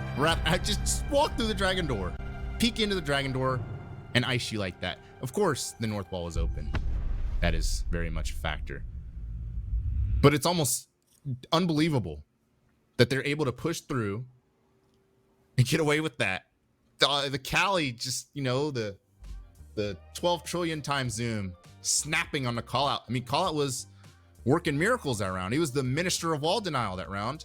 And unfortunately, it was all for nothing. The roam, Yaga was on the flank, like Yaga is on the flank next to the one breach that they had open. And he's still just able to somehow steal that round right out of just robbery. Highway robbery. Crazy. That was just highway robbery. That was honestly insane. Should not have been a Beast Coast round, but it was. Hey, map 3, I'm not complaining. So I hope this time we have replays. I don't know if it replays, but either way, our map 3 is going to be Oregon between these two teams. There is VOD footage for Oregon from the side of APE, though that game was kind of weird. It wasn't really a normal Oregon. So it's hard to say. Week 1 Oregon. Week 1. Yeah, it definitely seemed like there was a lot of not knowing what to do in that Oregon. But either way, we'll see how they do on this time. See if Beast Coast can scramble up some strats against Ape because they do have VOD footage. Hard to say. But either way, see if he has some replays. If we can't get replays, then we'll probably go to break in a second before we go to map 3. We'll see if we get it. But either way, that game though, that last round, those rounds that they won though, they won 2 rounds back to back at the end there. It was close. It was momentum was just, oh my god. Yeah, it is some playoffs. I mean, these are effectively playoffs. I mean, it's almost weird to call it a season. These are the Challenger League playoffs because if you these lose, are the games you need to win. If you lose, you're done. You're one and done. You don't get double elim. None of that stuff exists here. Yeah. You lose, you're done. At least it's so crazy because Beast Coast was the game. Was the last place facing was supposed to face relegations team of last season. Which I guess when you're talking about that one, it's like Beast Coast played 2 games. Yeah, they played 2 games. So it's like, I'm sorry, they played 3. They played their seeding match for 7th and 8th. Yeah. Who cares about that? They played 2 games, and they played against the team that won a stage, which, I mean, that's just thinky luck. And then you played against Favelas, where DS Lucas just went nucleosis. That's what they dealt with. Yeah. So it's like, I mean, they made that change for Ghost. I mean, we saw Ghost. Ghost hit him with it. He went in, he went out. Right? That's what you expect out of a pickup like Ghost. That was probably honestly, it was a game-saving play for him to do that. Oh, dude, yeah. And it's like, other than that, I mean, this Beast Coast roster, like I said, it's a team that at its core, you've got Fozo leading it. You've got a guy who's won Challenger League before. He's made it to Pro League before. You've got guys like Anthony, Sippin, and Rudy, who spent some good time there at that T2 level trying to attain this T1 dream. They were just, like I said, I kind of used it to describe Yaga 2. I mean, Yaga 2. It's like they were like larvae, but now they're growing into butterflies. Or 8. We've seen all those players go off too. We've seen Anthony make plays. We've seen Rudy make plays. We've seen Sippin make plays. We've seen all those players just. To me, it's just crazy that we have these guys, or at least I did. I mean, I used to watch them years ago. They're in CCS. They're nobodies, right? They're just underagers playing in CCS, and now all of a sudden, this could very well be the game that decides who's going to make it to the NAL, which. I mean, to me, it almost brings a tear to my eye. They grow up so fast. And they look at the stakes they're playing for now. It's beautiful stuff. So I imagine we're not getting the replays. So just kidding. By the way, we've seen this. Replays are coming eventually. Yeah, they'll be here in a second. Either way, it's great to see this time. We see Beast Coast. They didn't play very well last stage, but this stage, playing against Ape, they're going head to head with Ape, round for round, toe for toe. That sounds really weird to say it like that, but either way, it's fantastic to see them play like that. Nothing like it. Toe to toe. Wait, toe to toe is an actual saying. There's nothing wrong toe to toe. No, toe to toe. But there we go. The man who got both opening plays for his team in those last 2 rounds. So he's not to mention pickup. Rudy 1v5ing. Like this is a smoke situation. He's mute, but this is a smoke situation if there ever was one. No, I mean the Capital unable to find him in the smoke. He's lurking, and then melted. He smacks the castle. 3 seconds left, and unfortunately for Mr. Melt, he dies. It looked like he had that round, but no, Rudy gets him in the last second too. Oh my god. Yeah, it's heartbreaking, and it's I mean that was kind of a difference in the game. You look back, I mean that could have been. Could be OT right now if he doesn't win that one. Forrest, of course, had himself one too. Yep. This was Forrest with a shotgun. Look at that. Oh Forrest my god. Actually locking down split this time. I mean, unfortunately for Ape, that didn't come through when they needed it on match point. They were unable to defend that throne site, and Sippin had himself a game 2. He really pulled up on this map as well. So far it's just been the Sippin, Anthony, and Rudy show for Beast Coast. Ghost had his moments, and Fozo's been the leader that they've needed, and of course Melted unable. Melted found himself in a lot of near 1vx's, so he just wasn't unable to do it. So with that, we're gonna have map 3 coming up here in just a few moments. Stay tuned. Order a pizza or something. It's gonna be a long, heartbreaking, or joy-filled day of Challenger League Siege. Depends on who you're rooting for. So we'll see y'all then, I think.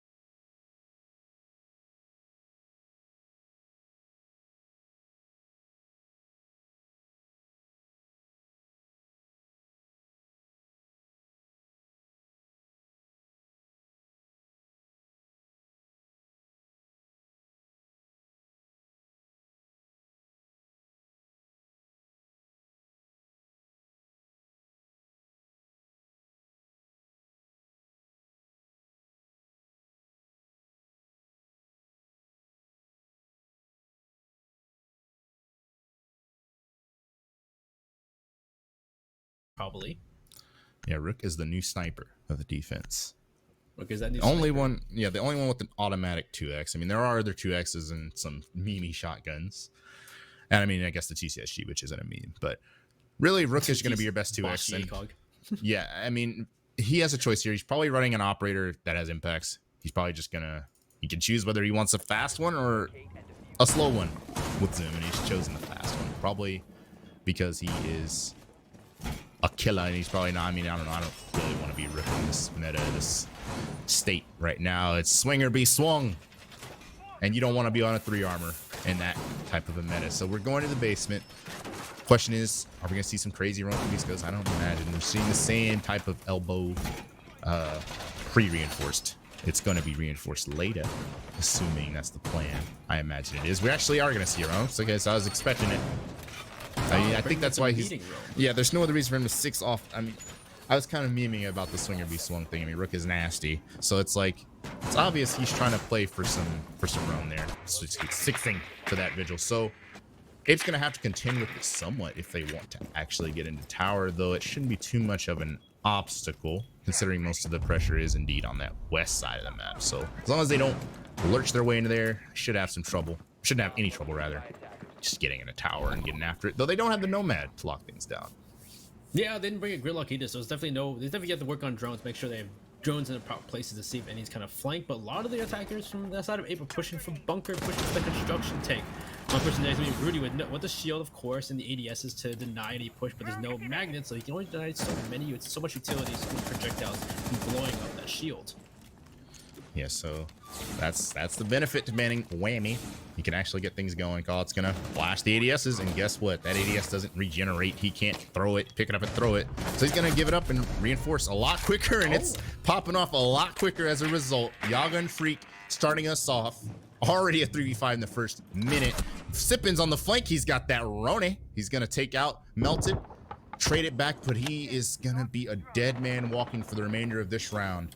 Minute 50 left, and it's a 4v3. Is this Call of Duty or is it Siege? Melted's gone, but this is still a lot of utility in favor of the attackers that can work. You've still got Ash charges. You still got it. And Rudy, just kidding.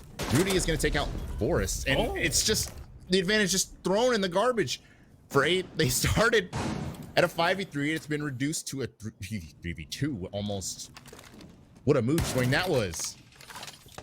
Yeah, at this point, it looks like the diffuser down in construction. Looks like Freak is trying to maybe come back with call out, but he knows he hears someone above him. He hears the footsteps of Sippin up in the attic, so he's still scared. He doesn't want to fall off and be flanked by this last defender as Sippin runs down white stairs, and call out's trying to move away real, but the diffuser's still inside of construction though, so they trying to go for kills and just not really care about the diffuser at this point, or what?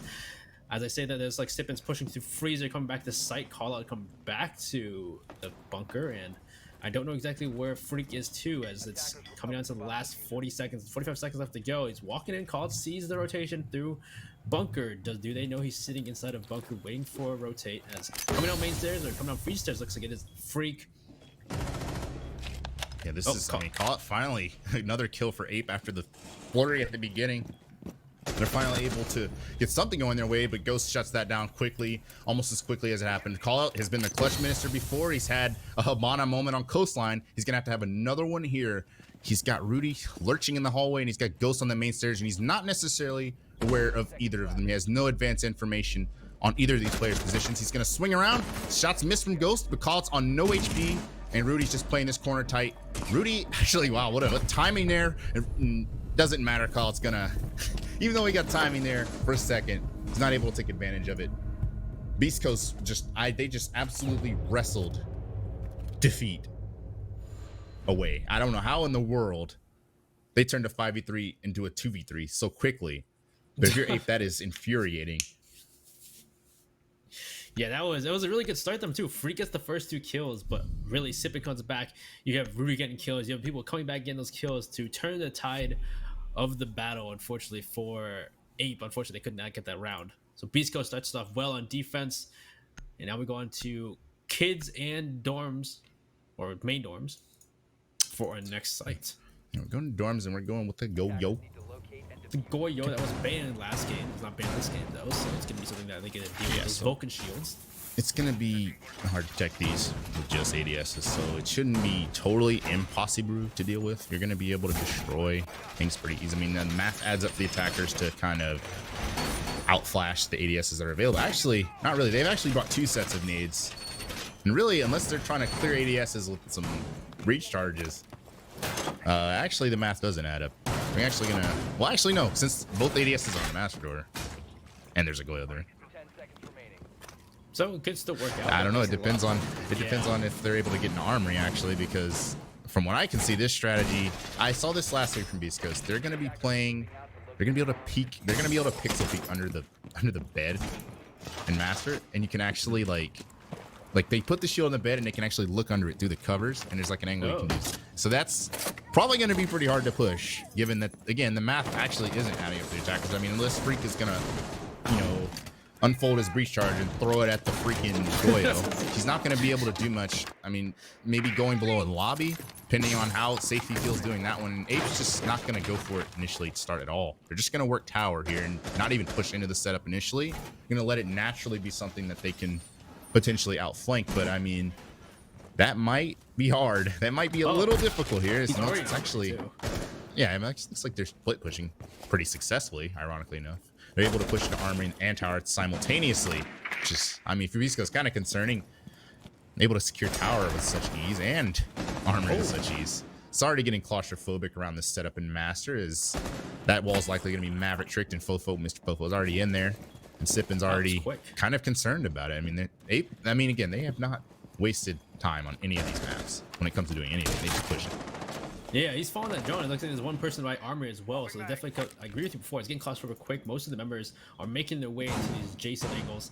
2 members they have attic open. Are they going to push attic, or are they just going to make that angle open so they're scared of it? There's a shield also inside a bedroom, which makes it very difficult for Anthony here, but he has 2 ADSs. One's already been burned. C4 out, will not get a kill, do some heavy damage or some damage to both of the players on that balcony.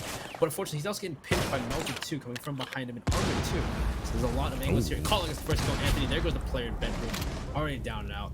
As Kozo gets though, to get trail of Freak inside the attic. He's going for another onto Ghost, maybe. Actually, no, it's Ghost getting the kill inside. That's going for And Ghost actually found his way into T2, and Sippin and Ghost are trying to work some sort of synergy there, unable to do it. And Fozo now just gonna have to hold this against a full HP Mav with no health whatsoever on his side. We do have the 1v5 king himself, Rudy, still very much at large here, and a familiar situation, an ace hole you have to kind of crouch through. So Rudy could be the hero yet again that Beastcoast needs. The question is oh my god, Rudy just chokes out Fozo, choke holds him, puts him in a chokehold, and absolutely murders him. So now it's just a 1-on-4. We have the Ash pushing through the smoke, and unfortunately no miracle for Rudy this time. But yeah, I mean, Ape just wasted no time executing there. Taking attic and armory at the same time. They said, screw it, I'm gonna use smokes clear as ADS, which honestly, I mean, you can do that. I mean, who smoke plants in 2020? They can, you know, they're able to get rid of that. They're able to absolutely nuke Anthony behind that shield, and they're able to just honestly win in every aspect. It was pretty much a flawless round, even though someone died. It was, in all intents and purposes, a flawless round, and we're going to kids' dorms again. They're going to run it back. It was interesting too. I saw Ghost in T2, and then Sippin comes, or Ghost upstairs and Sippin there too, and you saw Forrest go up the stairs and kill both of them. It's like, whoa. Yeah, so I mean that was it was it's crazy how Beastcoast has been able to do this. I mean without this match, just from the 5v3 on Coastline, the Rudy 1v5, and then of course this first round of this game to just steal rounds that honestly they should lose. And Anthony's gonna actually swap places with Ghost. Ghost is gonna play yo-yo. Anthony's gonna stick that Melusi this time. It's not gonna be the other way around. We're actually this time too. Yeah, so I mean that Mira too, that's gonna, I'm not sure where he's gonna put those. He might just put them in the pretty typical stereo. Yeah, it's typically be facing towards attic, and then I guess he'd have one facing towards big window, but they open up the bottom of the house, the wall towards the window, so maybe he's not putting it there. Yeah, so it's Rudy's actually downstairs right now, curiously enough. So if he's joined, I imagine by like someone with a C4, that could be deadly. I mean, you also have the effect Anthony could throw impacts up, but I mean, that's not as effective, I would say. So, curious little setup down there below in the kitchen, and I imagine that same Goyo on the bed has been brought out. So this is, yeah, I mean, this is, no, actually, no Goyo on the bed. No warm sheets this game. Oh, they have for Attic. Because Attic last time was an angle they pushed with the Mavericks. This time they're trying to hold it. And there's the other mirror. The mirror's pointing towards from Trophy into bed. Looks like it was Crash Hat, so that even if they do get an Attic, you can still play that mirror and still watch. Because, I mean, that was a pretty effective pinch from Ape we saw last round, so... Oh, caution, man. Oh, it's just wasting no time getting rid of that one. And honestly, if he's able, if there's no impact flying out from Anthony to deny this, I think there was. I imagine it looks like he's down. Nope, yeah, that's going to be open, and that could be a problem if I've ever seen one. You rarely see that because Ace is typically banned on this map, but pretty much he can essentially look at, like, Fozo has to totally abandon Attic. Attic is chalked. They're going to be able to pop that Goyo and secure that with ease, in addition to being able to, honestly, you can just kind of walk through the hallway there in the dorms as well. So, going to have to be some serious gunfight winning here from Beastcoast. You're going to have to win their ones when that time comes. Also, they're moving fast too, because in the first minute, they already got the general open, they had the Attic wall open, they're making their way into Attic from Big Tower. So this is already, Ape has opened up so many angles allowing them to push through. It's really up to Beast Coast to win these fights when they come to them as they push through into sight. As they're coming down to the last minute, which is still a lot of time to the attack to make this work. As Sippin's on wait stairs, waiting for the push angle, to push through and shoot someone coming through that wall into games. Force is gonna make his way on the site. Cog is the first kill onto Rudy though. That's a great first kill. That's gonna be your smoke off the board, so you can't even deny planting for it. And that kid's dorms mirror is going to be popped any second now. There's no one really to shoot that one off, so it's just it's all like Donkey Kong. Fofo finding Sippin, and it looks like the attack's beginning to take place here. Ghost lit to no HP, but Fozo finally finding Freak from somewhere through the kid's window, imagine, and it's just going to be melted here, pushed all the way up. And remember, Ghost is on low HP, and Anthony is on the lurk of a sentry. He could find the entire attack here and throw it straight into the trash he's behind. No! Fofo's ready for it. Forrest is ready for that one. It's a second of his round, and it's just 1 HP defenders. It's a headshot. It doesn't matter. Forrest for this third call out taken out by a C4. And Forrest, the low HP player's planning. It's just melted, covering from white stairs, and he's reading this like a book. The crouch walk. Oh my goodness, Ghost! You are nasty, but it doesn't matter. Forrest finds his fourth, and oh my goodness. Almost great from Ghost. But wow, what a game, what a round from Forrest as well. What a round. Forrest the 4K that round. He'd take out so many defenders with that M4, just walking through. Yeah, nice shot from Ghost. Ghost walking up white stairs, gets that kill and it melted, was crazy. All right, Ghost had some packet loss going there. Just absolutely, it wasn't even on his screen. Just Danny deletes him off the little cue ball. What the heck is that thing called? Foosball? Foosball? Cue ball. Yeah, he absolutely deletes him off of that, and that's just... And Ghost has always been applauded for his mechanical skill. I mean, going back years, the guy's he's an android. So yeah, so we're going back to the basement, and this is a site where Ape had a lot of success. They had a lot of success initially, and then Beastcoast said no. Absolutely wrestled it back from them and completely shut it down after the initial opening. The opening 2 picks rather, just initially just totally nullified and reverted. It just erased, snuffed out. So this is, if you're Ape, you've got to have a little more discipline there when you're up in the man advantage, especially when you haven't actually cleared the west side over. They haven't done that yet so far. It's been just mostly exclusive power push, bunker push, which is pretty standard. So you have to kind of expect when you've lost your Nomad, you've relied on, honestly, through their first, like, how many freaking maps have they played? Like 6 maps? CL, I don't know math. They played basically almost every attack Ape's played. They played Nomad, which is why Beastcoast has deleted that one. Time. So because last time Sippin was just running around too, just not as that wouldn't have worked with Nomad. That would have absolutely not worked if Nomad was up. That would have just been an Ape round. But that's the power of watching Wild. Shout out to Frozen R6. So we have ourselves a game. Ape's taken 2 attacks here, and the Ella mine actually out there to ruin someone's day when they swing around. It's not quite the year 2 Ella that I had some nightmares with. It's just the, you can still turn, you hit that. It's just very disorienting and blinding, like a weak flashbang. So it's not the end of the world if someone runs into that one. like it would have been. But it looks like Ape's actually going to be clearing from West. I mean, if you want to call this a clear from Freak, he's just in. He's just walking around. I imagine they pre-droned it. Yeah, I imagine they droned that, or he just has balls of steel, because I imagine there's just no one upstairs for Beastcoast like there was before. Sippin obviously playing that Ella this time. Not playing the Mozzie, not playing the Roni. So they're going to be able to kind of do what they want, honestly. Opening all 3 hatches, I imagine? Or 2 hatches. Oh, yeah. Hatch and Freezer into the hatch by the main stairs. Looks like they can try and deny by playing Freezer. Looks like Grenade goes off, destroys that golden shield inside of Freezer. Are they going to make for a Freezer main stairs push? They're also getting rid of that E-box and pushing for that entire potter. Yeah, so that's... I saw this Habana come out before. Call out. It's going to make it pretty hard to play that hallway, like you said. Not impossible, considering there's no one pushing bunker for Ape right now. There's just exclusively a hatch and stair push. And Sippin and whoever his friend is there in that corner, it's going to have themselves a pretty advantageous position unless someone from Ape decides to rotate to dirt, which that's exactly what Callout's doing. Callout's got a big brain on him. It's so big that he can barely keep his head up sometimes. But he's going to go to the bunker, and he's going to pinch these players out in bunker as well. And it's going to get crazy here. We see one player on just about each hatch, and we see one pushing from each direction. This is going to get hectic in a hurry. Yeah, I'm assuming those 2 players in bunker are probably going to rotate back into sight through the hall, but the call, no, he'll push through. He'll take Anthony out first.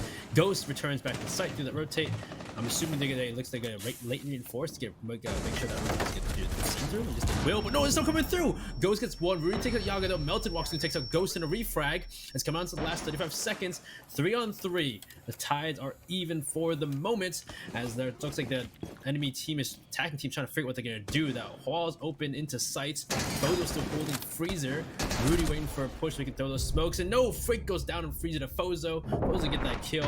Down is Callout coming through for a pinch, but Fozo gets another kill and a Callout. Now it's down to just the last member, Melted, who takes out a Fozo too. Fozo with a 4K in round 4. Fozo is a brick wall in a good way. Some people, it used to be called a brick brain. I think by Canadian, but brick brain. Oh yeah, brick brain. Yeah, I mean, Fozo is a wall. He did not waver. Absolutely shut down that push from multiple directions. Freak just unfortunately not really decisive there, kind of crabbing up, and Fozo's too good for that one, Freak. You gotta put your nuts on the table there. Unfortunately, it's just not enough for Ape. Even though, I mean, honestly, they had quite literally, I mean, they were everywhere. The hatch is here, the hatch there. The only thing they didn't do is push the front at the same time. And I mean, unfortunately, always you saw the flurry of kills went in favor of Beastcoast. Ultimately, Ape didn't come out on top in the trade department there, which is it just sitting in Freezer. It stinks because I really like that push from Ape. It looked really good on paper. Sometimes though, this is Rainbow Six Siege. People die. There are guns. So even though you were a genius, even though your head is big, you know you have a melon for a brain. It's just not enough.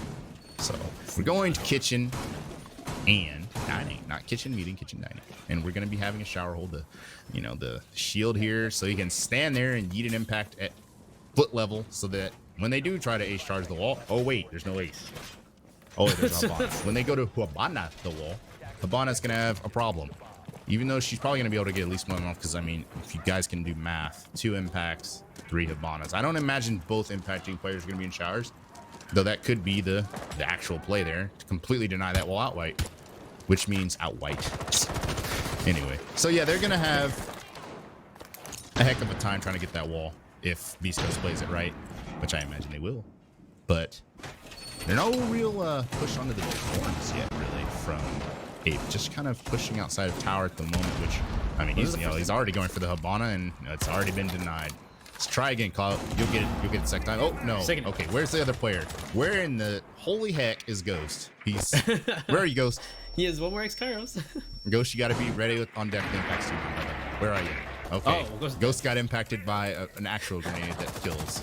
So, that impact is not going to come out. And it looks like, I imagine that Mira window is going to be opening a second. Like, no, call it's out of Habanas. So maybe they use the C4 instead. It looks like it because Anthony doesn't have one. They still have the shield, which is extremely powerful, as you can see. Call out peeks this wrong, he will not have a head. So this is really just a lot of action around showers right now. No pressure in dorms, which they don't need. Apparently a Sippin's taken out. which the last time I saw Sippin, he was above. So, well, it looks like there's freaks on the other side. Call out Anthony though has a good shot through the wall, through the showers. It's Pozo to get a call out though, and now another peek from Fozo. He'll go down though, unfortunately, in that fight against Forrest. It'll be melted to finish up Rudy and Ape through just a really long gunfights every single time. We'll take that round. I mean, Ape didn't. I don't know where Freak hit it from. I think he hit it from the side that time. Found Sippin, which I'm almost certain Sippin was lurking above in the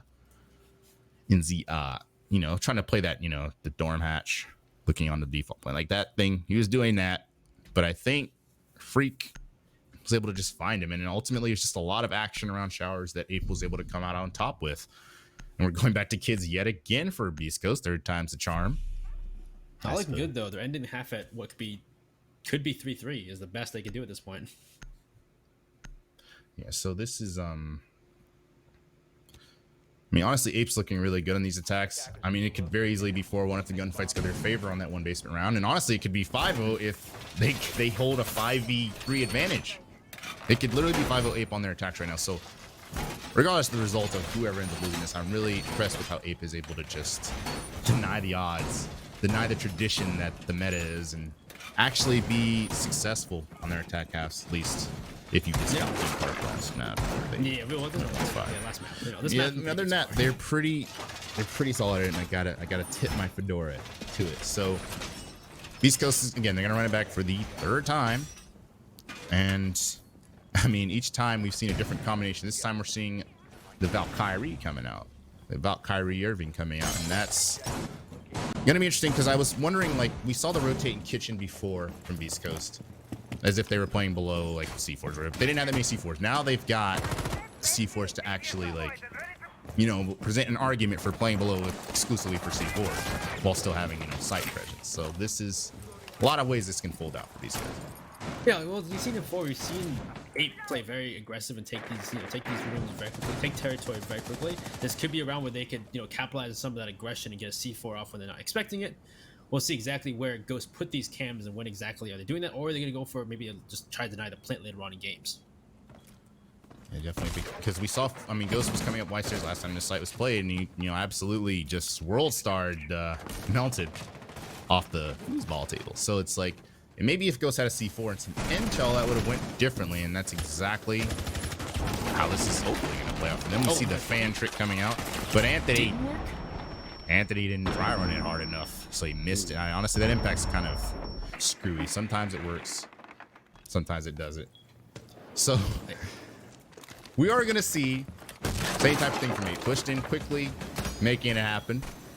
But I don't know, that those Habana walls look like doesn't look reliable. Looks like some messed up cheese.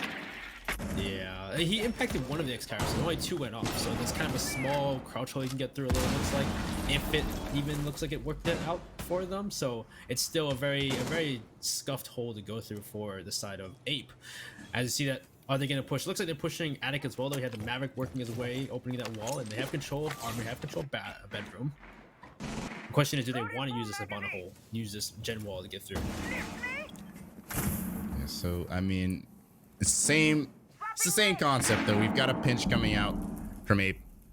Beastcoast, though, the adjustment is the C4 from below. So I don't know if Ape has any concessions for that one. They're going to have a lot of issue with... I mean, they don't have enough players to cover below, Attic, and Master. It's just not plausible. So, assuming Ghost is in position to see from below, which he actually isn't. He's actually in tower headed for a flank on Freak, which is equally good because he could technically, as long as he can disrupt the three-way, the lovely three-way triangle here, which is exactly what he does. He takes out Freak on the flank. That's huge. That pretty much takes what was a misdirection attack and throws it out the window. Forrest says, shut up, because you're wrong, and takes out Zip. Tries to even this one back up. HP advantage in the attack favor at the moment. Yaga and Forrest trying to push through that breach, but Rudy finds Forrest as well. It's just it's a last minute flurry again, and right now the attack's got to make it work. They've got an air, and they are doing just that. Yaga is going nuclear. It's just Fozo. Where the heck are you, Fozo? Can you find the planner? No, you get pistol whipped by the DreamHack Austin All-Star, the CCS champ, Yaga himself. The man doesn't care. I mean, I remember him doing this. If y'all remember, He did that against EG with the pistol. I just had a flashback. Just did it to him. He just did it to him again. He really did it. He really did it to him goes again. with the flank. He started out the flank, but it's still allowed for one player to go through attic anyway because he rotated up there and he goes to the left at that point. Yeah, I mean that was we didn't really see it with the flankerini there. It's almost great. Once again, almost great from Ghost, but just not enough. He tried so hard. And he got so far. I'm not ending that. I'm not ending that sentence. But in the end, he got smoked, and his team got smoked. And now it's 4-2. 8. Again, they win an attack half they shouldn't win on paper, according to the numbers. According to the numbers in the stats, in the numbers, 8 shouldn't be winning these rounds. They shouldn't be, according to stats. They doesn't care about stats. They don't care about the status quo. They care about paving their own path, and that's exactly 4-2 attack half for 8, and they're going to be going to showers. Good, googly moogly. Shower or kitchen, kitchen and dining. I say showers so much, it's so ingrained in my brain right now because showers is so important on this site. It's as important as it was in the old Oregon, honestly. It's the same concept. It's just but it was a bit different back then. We had that because it was separate. They're yeah, it's obviously function like, you know, if you pinpoint it down to the map, yes, it is different. Yes, but the actual concept of holding that left side of the I guess let me use the compass. South side of that I guess corridor there is important to actually flanking that dining side out and preventing like a push from going through. And as an attacker, it allows you to kind of you know, actually do something, because otherwise you're just gonna get shot in the back, swung on from all of it, which you don't want. Obviously, it's a little bit easier on this reworked Oregon to make the showers hold work, which I definitely appreciate. I imagine the players do too. But same concept coming out. Last time they used the Hibana to really open up that mirror and really drill through that shower hole they had last time for Beastcoast at least. I'm not sure how well Ape will do on theirs though. Yeah, it's gonna be the same. Oh, just kidding. Forrest died with the impacts in his hand. I don't know how many he had in his hand. If he denied anything at all, I see 3 Selmas, which means that's going to be opened, and that part of the push is going to falter. Oh, the MP. The MX Storm is trying to get aggressive here. I almost called it MPX. Yeah, the Alibi. He's able to do absolutely no damage. He did about 0.2 damage to Sippin because that gun stinks. Just kidding, it's a good gun. You just have to headshot, which he didn't do. So Sippin lives. And Sippin is going to find Freak on the run out because Freak is committed like no other to that. And Freak is downed and very much a freebie. Oh my word, he almost found a 2-for-1 as Meltage trying to trade his teammate. It's straight Ape. It's Ape hour right now. I mean, they're quite literally all peeking and swinging. Call out taken out by Sippin. Melted lit up and Yaga taken out as well. This has become a disaster almost overnight. Melted's able to pick up his teammate though. And it's a 2-on-3, and the attackers have obviously realized that he had to pick up his teammate and make it plant, which is precisely what they're doing. Rudy's going to be starting that one. The plant GG is looking real nice for Rudy, and Freak's going to have to make the hero play of 2020. He's going to have to find 3 attackers with 1 HP, essentially, effectively, as all of these rifles will essentially end the round for him with 1 tap. If that. There's not much you can do, really. So they're going to have to, I mean, I feel like I say this a lot, but they're gonna have to pray to God to make something happen here. And I mean, Freak can QE all as much as he wants. It's not gonna allow him to survive a body shot from the AK-12, and it's just Melted now with quite possibly the worst gun for this scenario. Beastcoast taking their first attack, and if it's anything like Apes, my goodness, are we in for a game? Yeah, it's looking good so far as they win that first attacking round. And just a lot of fights that just happened with aggression from Ape. I said before, Ape was hitting their chest. They were playing aggressive, trying to find those kills. And it didn't really work out for them that well. Not at all. I mean, that was probably the most stereotypical Ape round I think I've ever seen. They are peeking classroom, master balcony, bottom white, and the showers hall all at the same time. And they all failed. Now that's just how everywhere. That's just how it works. Sometimes that could have been a floss round for them. This time it was that was a beatdown. Yeah, that was a lot of good fights they took, and they win. They just did go their way. That's just how it is. It'd be like that. It do. So we're going back to the basement. Ape. Probably gonna see the same type thing we always see. Rotate on elbow. I like Well, I like that call out now. I like Yeah, the rather than a shield. I like that we're calling it elbow now. Whoever brandished that. I really like that concept, that call out. It's good, man. It's real good. Yeah, we do see the clash too. That's, I mean, you saw y'all. I don't know how many of y'all seen the Pingu clip where he's running into the clash and the Malusi at the same time. But that's a lot of. Oh yeah, he talked about how the game was mobile Yeah. now. He has them running into study. And they clash at the door into aviator. There's a banshee in the middle of study. Yeah, so that's like a. It's essentially, that's a lot of stimuli. If you're an attacker, you know, like the little status things that show up on your bottom right when you're like in a gadget. You're running into a Malusi and a clash. Yeah, it's a lot of icons appearing down there, and it's not fun.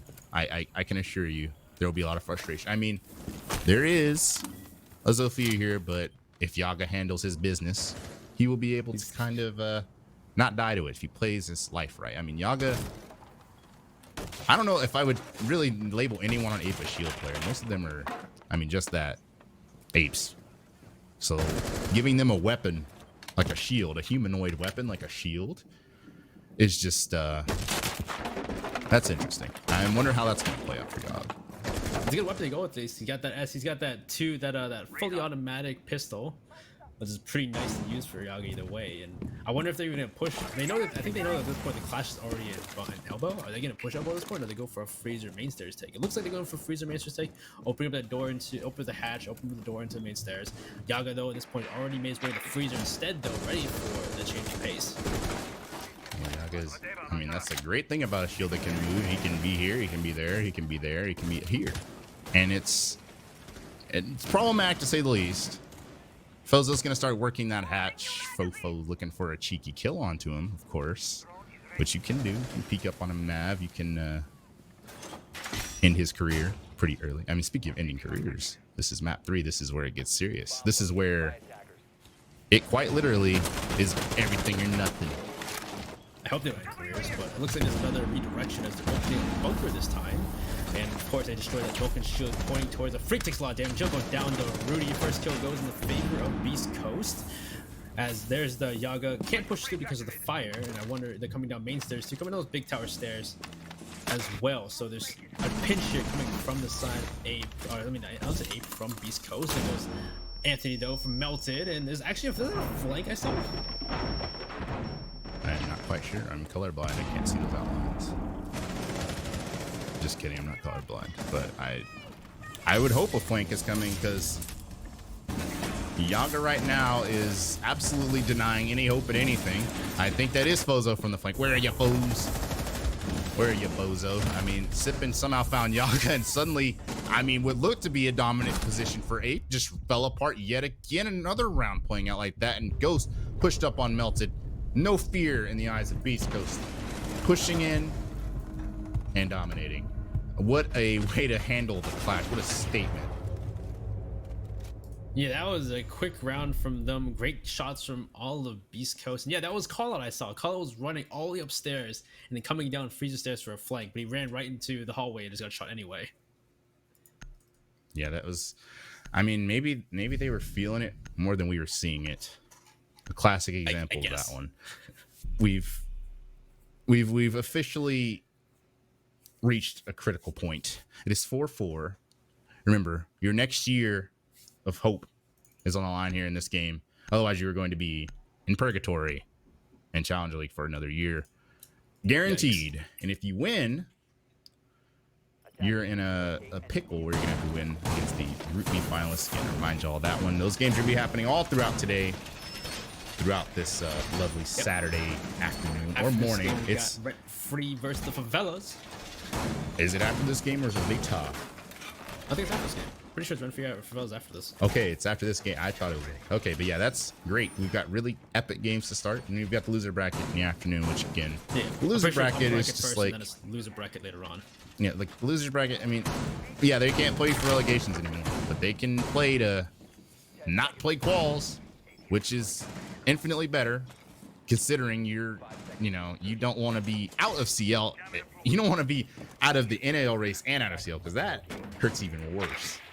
Talk about a career ender. Now we've got Ape running back. It looks like the same strategy, the same clash, the same reinforcements. And the Beast Coast It's gonna sub in a Yana here. Interesting. I guess the sledge was only helpful, and Yana has grenades too, so why not bring Yana instead?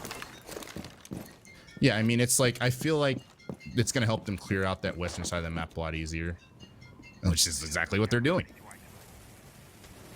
Yeah, quick take from them. Foes are already going to work on those hatches. They've droned out most of this map already, going to work quickly, and hopefully making it quick work. And I wonder if this time, looks like there's already a redirection already. APE already understands, hey, they're not coming from bunker here. Nobody near there. Melton's holding those big tower stairs. Doesn't hear it either. So they think, hey, they're gonna come in from main. They're coming from probably freezer and main stairs. Here comes the Yana clone, the Gemini replicator. Melton will see Gemini and know that Yana still is on the board, rather than being a sledge. Yeah, I mean, honestly, it's definitely made a difference in how quickly Beastcoast has just gotten into here, and you're gonna be able to work things a lot quicker and a lot more confidently than previously. The Yana bringing mostly utility in that regard. Honestly, it's operator aside, it's kind of surprising Anthony's having the game he's having. I mean, it's kind of a quiet game for his standards, especially after how he played on like Coastline. It's almost I almost have to double take here. Are we sure he doesn't have 11 kills? Am I seeing double, or am I just losing my money? Anthony has 1. Yeah, Anthony has 1. I look for him to potentially show up here as this attack half progresses, because he's definitely a key player for East Coast. One of the better players. He did fantastic last 2 maps, so it's surprising. Yeah, so I definitely want to see that one. I want to see the man, Mr. Metal Gear himself. Yaga and Call out here holding this down, and we talked about the stimuli. That's very much at play here. We've got a Malusi and a Clash sitting here, and Ghost quite literally, he has a utility to get rid of it. It's question is, when is he gonna throw the device, kill that Malusi? That Banshee. Yeah, I wonder if, so they're able to join out where everybody is here, but they still can't. They still haven't destroyed the Banshee, so they really can't push this Clash. Yeah, that's just that's not fun. When you have 1 kill and then you run into that, you can't even get a gunfight. It makes you want to punch something. I'm sure Anthony is not happy with the situation he's been presented with. Grenades, kind of fruitless. They did a grand total of 0.5 damage, and this is where it's gonna happen. Sippin's flying through the site, but he's unable to keep it going. Ghost finds Call elsewhere, and Fofo and Rudy trade. It's going to be a flurry of kills. It's Ghost now, and a one-on-one with Yaga, and Ghost is just better. The shield not extended for the Clash.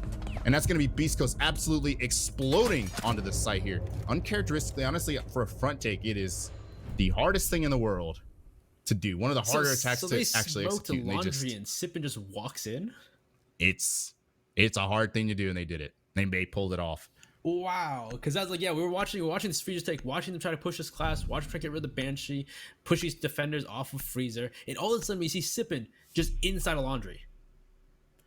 I mean, he got after it. That was flashbacks to old Oregon, where the hatch is in the middle of a freaking site. You could do that all the time. Yeah, you just dropped on the hatch and you're just there. Those are fun times. That's probably the one thing I really, if I dislike anything about this, I hate that you can't do that no mo. But again, that hatch was a balance. So I mean, I think the hatch was a bit of a problem. Yeah, it was a bit of it was just a bit of a problem. So we're going to the top 4 dorms again, and Ape is gonna say, yeah, Yaga. I mean, honestly, the Yaga experiment on Clash, I mean, I talked about it earlier. It's failing. Yaga does not seem like he's the best shield player that you could have. I feel like your MVP shouldn't be on a doggone shield. Maybe someone else. He's been kicking it.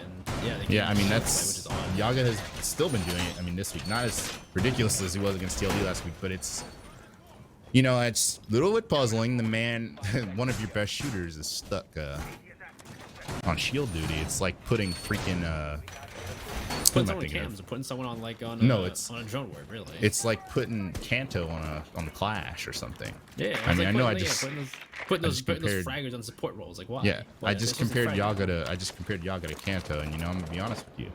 Talked about it earlier as well.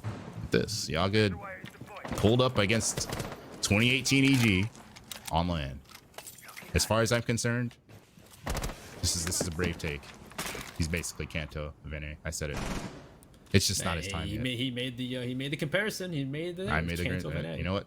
And I'm gonna stick by it too, even if they lose today. So Beastcoast is, well, honestly, a lot like Ape. They've managed to kind of work their way into these power positions quickly, but that's kind of because Ape isn't really playing any sort of roam anywhere that PC's pushing. They're actually pushed into this basement, which, you know, or basement. Yeah, that would be crazy if they were in the base. Kitchen. They're kind of, you know, sardined in there, But you see Freaks down there as well with the Jaeger. I'm not sure what mileage Freaks going to get out of Jaeger down there, which is curious. No, and Melusi doesn't have a C4 either, though, so it's kind of like they're just down there for the moment, expecting someone to come down, because they do need to get rid of these mutes on the wall here on the gen wall, but it looks like that will get destroyed. C4 thrown out, will not get a kill, but Rudy gets the kill in the call. He's trying to run away after throwing that C4. They're starting us off here upstairs. Not looking good for Ape already, as they already lost a man. Yeah, so it's like, I mean, it's really a game of inches, as we see. Call out. If Rudy had been standing maybe a couple inches to the left, maybe a couple more inches to the right, C4 kills him as the wall opens. Instead, it goes the opposite way, and Anthony just blew up half the team of 8. Melted and Yaga try to bring it back. What the heck kind of grenade is that? That's the type of grenade you need to hit when things are not going your way. I mean, they managed to wrestle that from being a total disaster, but Anthony finally on the board. It's the 2-for-1, the and 1 for Anthony. And now it's going to be all up to Melton and Yaga to preserve their team for being in a disastrous match point situation. Oh, grenades flying in again, and it's the third nade kill of the round, and Fozo finds 2 off the windows. It's match point Beast Coast, it's series point Beast Coast, and my good lord, it's top 2 point Beast Coast. That was insane. First, the grenade from the side. Actually, he got 2 grenade kills that round. He got 1, the first double kill he got, and then he got a 3rd kill off of the guy inside the kids because they were pinching from big window. So what? Those are like some crazy grenades from Anthony. We talked about how he didn't do well, you know, but he's able to get some grenade kills in the end. Actually, no, Fozo got the grenade kill. He got the and 1. Yeah, no. So yeah, he got the double kill and the foul. Fozo gets the grenade kill. That was insane. So I mean, that is great for Anthony to finally tribute when it matters most. It's match point, and if you're Ape, my good lord. Yeah, this has been a streak of just wins from Beast Coast on this half, though. Like, Ape have found no just reminders. They found nothing to come back from them. No reconcile on any of these rounds. I mean, it honestly kind of started with the Yaga shield not working out, and from there, it really just did not develop well whatsoever. Like I said, multiple rounds strung out in a row from Beast Coast here, where they just explode, quite literally. The grenades, between the grenades exploding, and the explosion from Sippin through that front lobby that pushed through laundry. It is just looking really bad for Ape right now. That kind of goes without saying. They're going to be going down this basement again, this time with Yaga on a gun, and we're going to have, I mean, this is it. This is the 1 yard line. This is now we're at a turn place where Ape has no room to lose. They have to win these rounds out. The mirror could be the change. Yaga on a gun this time, and a T5 and Melusi could be what they need. It seems to be the same play though. We have again Melted on those big tower stairs, waiting for someone to come down or come from either meeting or through the doorway into big tower. Otherwise, most of the other members are on site. It seems to be a play where they're going to try hold freezer, but it looks like Sippin this time already inside a T3, so this could be a big tower bunker play instead, which has kind of been the recipe for both of these teams, though they've alternated the pushes a little bit. Fozo's going to start there. I mean, honestly, I think Beast Coast is getting a lot of free ground here. They're just kind of walking in the west side, walking in the north side. They're able to just kind of control everywhere, and it's kind of what led to, I mean, Sippin able to exploit an opening that we saw in the previous basement round, just flopping down and ending up in laundry because there's just not enough angles to cover all these different misdirectional pushes from Beast Coast. And I mean, now that the clash is gone, yeah, that's a lot of you have a gun on Yaga, that's key, but you've also lost, I mean, it's very key as he gets the opening kill, and looks like a smoke coming out, trying to ace charge that wall, masking the Selma in the smoke. It's oh my word, what a Kobe. Nope, he missed. Nope, I didn't. Yeah, okay, so I don't know what happened to C4. I don't know who the heck shot that, hit a shot. Maybe it was Anthony because he's nasty with it. Could have been, but either way, so it looks like they're still working way, trying to figure out what the play is going to be. Hatch has been opened. As usual, Selma's trying to open up that E-box, trying an angle on person Harry Potter, because I think that was the player of Melton down there at the moment, but he's moving at this point too. 4 is playing aggressive on this construction. He may run it out. No, he won't run out anyway. Doesn't know. He doesn't hear that he's on his phone for the moment. He'll back off behind the mirror. Grenade pushed down behind the Vulcan shield. Actually gets caught by Radius, looks like, because it did not go off. And they couldn't get that wall open to deny that push or that player into the Harry Potter. So at this point, it's been a lot of denial from the side of APE, but Beastcoast are running out of options as time is running out. Yeah, so this is, again, like I said, I think the 1 yard line metaphor is accurate here. This is pretty much it for APE. You have got to hold the line here. You cannot make a singular mistake or your dreams will be crushed here. It's 30 seconds to make it happen for Beast Coast. Sippin's gonna push up here, and Anthony's actually crouching through the back. Fozo finding kills, but it looks like Forrest and Freak are gonna shut that one down, at least for the time being. Yaga finding his double, finally on a gun, and it's just Sippin in another trade, but for naught. It's not for an ace clutch, it's for nothing, as APE survives for at least another round. And my God, even my heart's starting to pump. And I ain't even playing. I ain't even playing. It was the last 30 seconds, and it was a rush at that point because they had no other plans. And thank God APE could hold the ground against Beast Coast, because otherwise they couldn't get anything else open. They couldn't open any walls. They couldn't deny any of their plays. You saw Ghost try to go down main stairs, lose his life to it as well. So there wasn't really a lot of room there for Beast Coast to really make any plays. So they just got to run for it. Yeah, it's like you're I mean, this is like I'm finding it hard to swallow my spit right now. Like, I'm choking a little bit because of how important this is. This is literally your next year on the line for you. If you're any of these players, especially APE, because you're match point and you're about to lose. So it's like, yeah, good googly moogly. It doesn't get any better than this. It's match point, map 3, Siege, and we're here for it. Buckle in. APE is going to be going defending kids yet again. This time again, Clash out is on a gun. So that might be the adjustment, if you want to call it. Well, this time, hopefully they don't get the grenade off, and you saw it first last time too when Rudy gets the first kill on a call out, and he's trying to C4 through that wall, from that gen wall into bedroom. So there's definitely some plays they're gonna make. Definitely not lose 3 players early. Double grenade kill. Definitely want to see that again. Yeah, I mean, like I said, it was explosive, and it could very much continue to be the case. I mean, that's what happens when you don't have a mine. Grenades tend to fly a little bit easier, and I think it's going to be, it's going to be as gut-wrenching as it gets here for Beast Coast, for APE. It's all the marbles in the line here, and again, just no mistakes can be made. This is just beautiful Siege. And let us see how they play this beautiful Siege on this next round as they're going for. Looks like they're trying to clear up Big Tower once more so they can open up Attic, create those multiple angles before they're making that push. I'm assuming players are also pushing for that gen wall. It looks like Ghost is over by that way. And looks like they're joining below. There's one person. This is one thing before. Ghost went that flank before when they played this defense, but it was Ghost on or Beast Coast on their defense. You saw Ghost go for that flank and actually get some good kills in Big Tower. So it looks like maybe they're trying to recreate that Yaga downstairs and meeting. Yep. And we see Fozo's going to start working tower here, unimpeded. Melton's not going to do anything crazy here. We saw that round where APE was quite literally peeking everything. They are crouched and in corners for this one. It's match point and Freak. Freak is found out. This is the first time Beast Coast has actually pushed the bottom floor.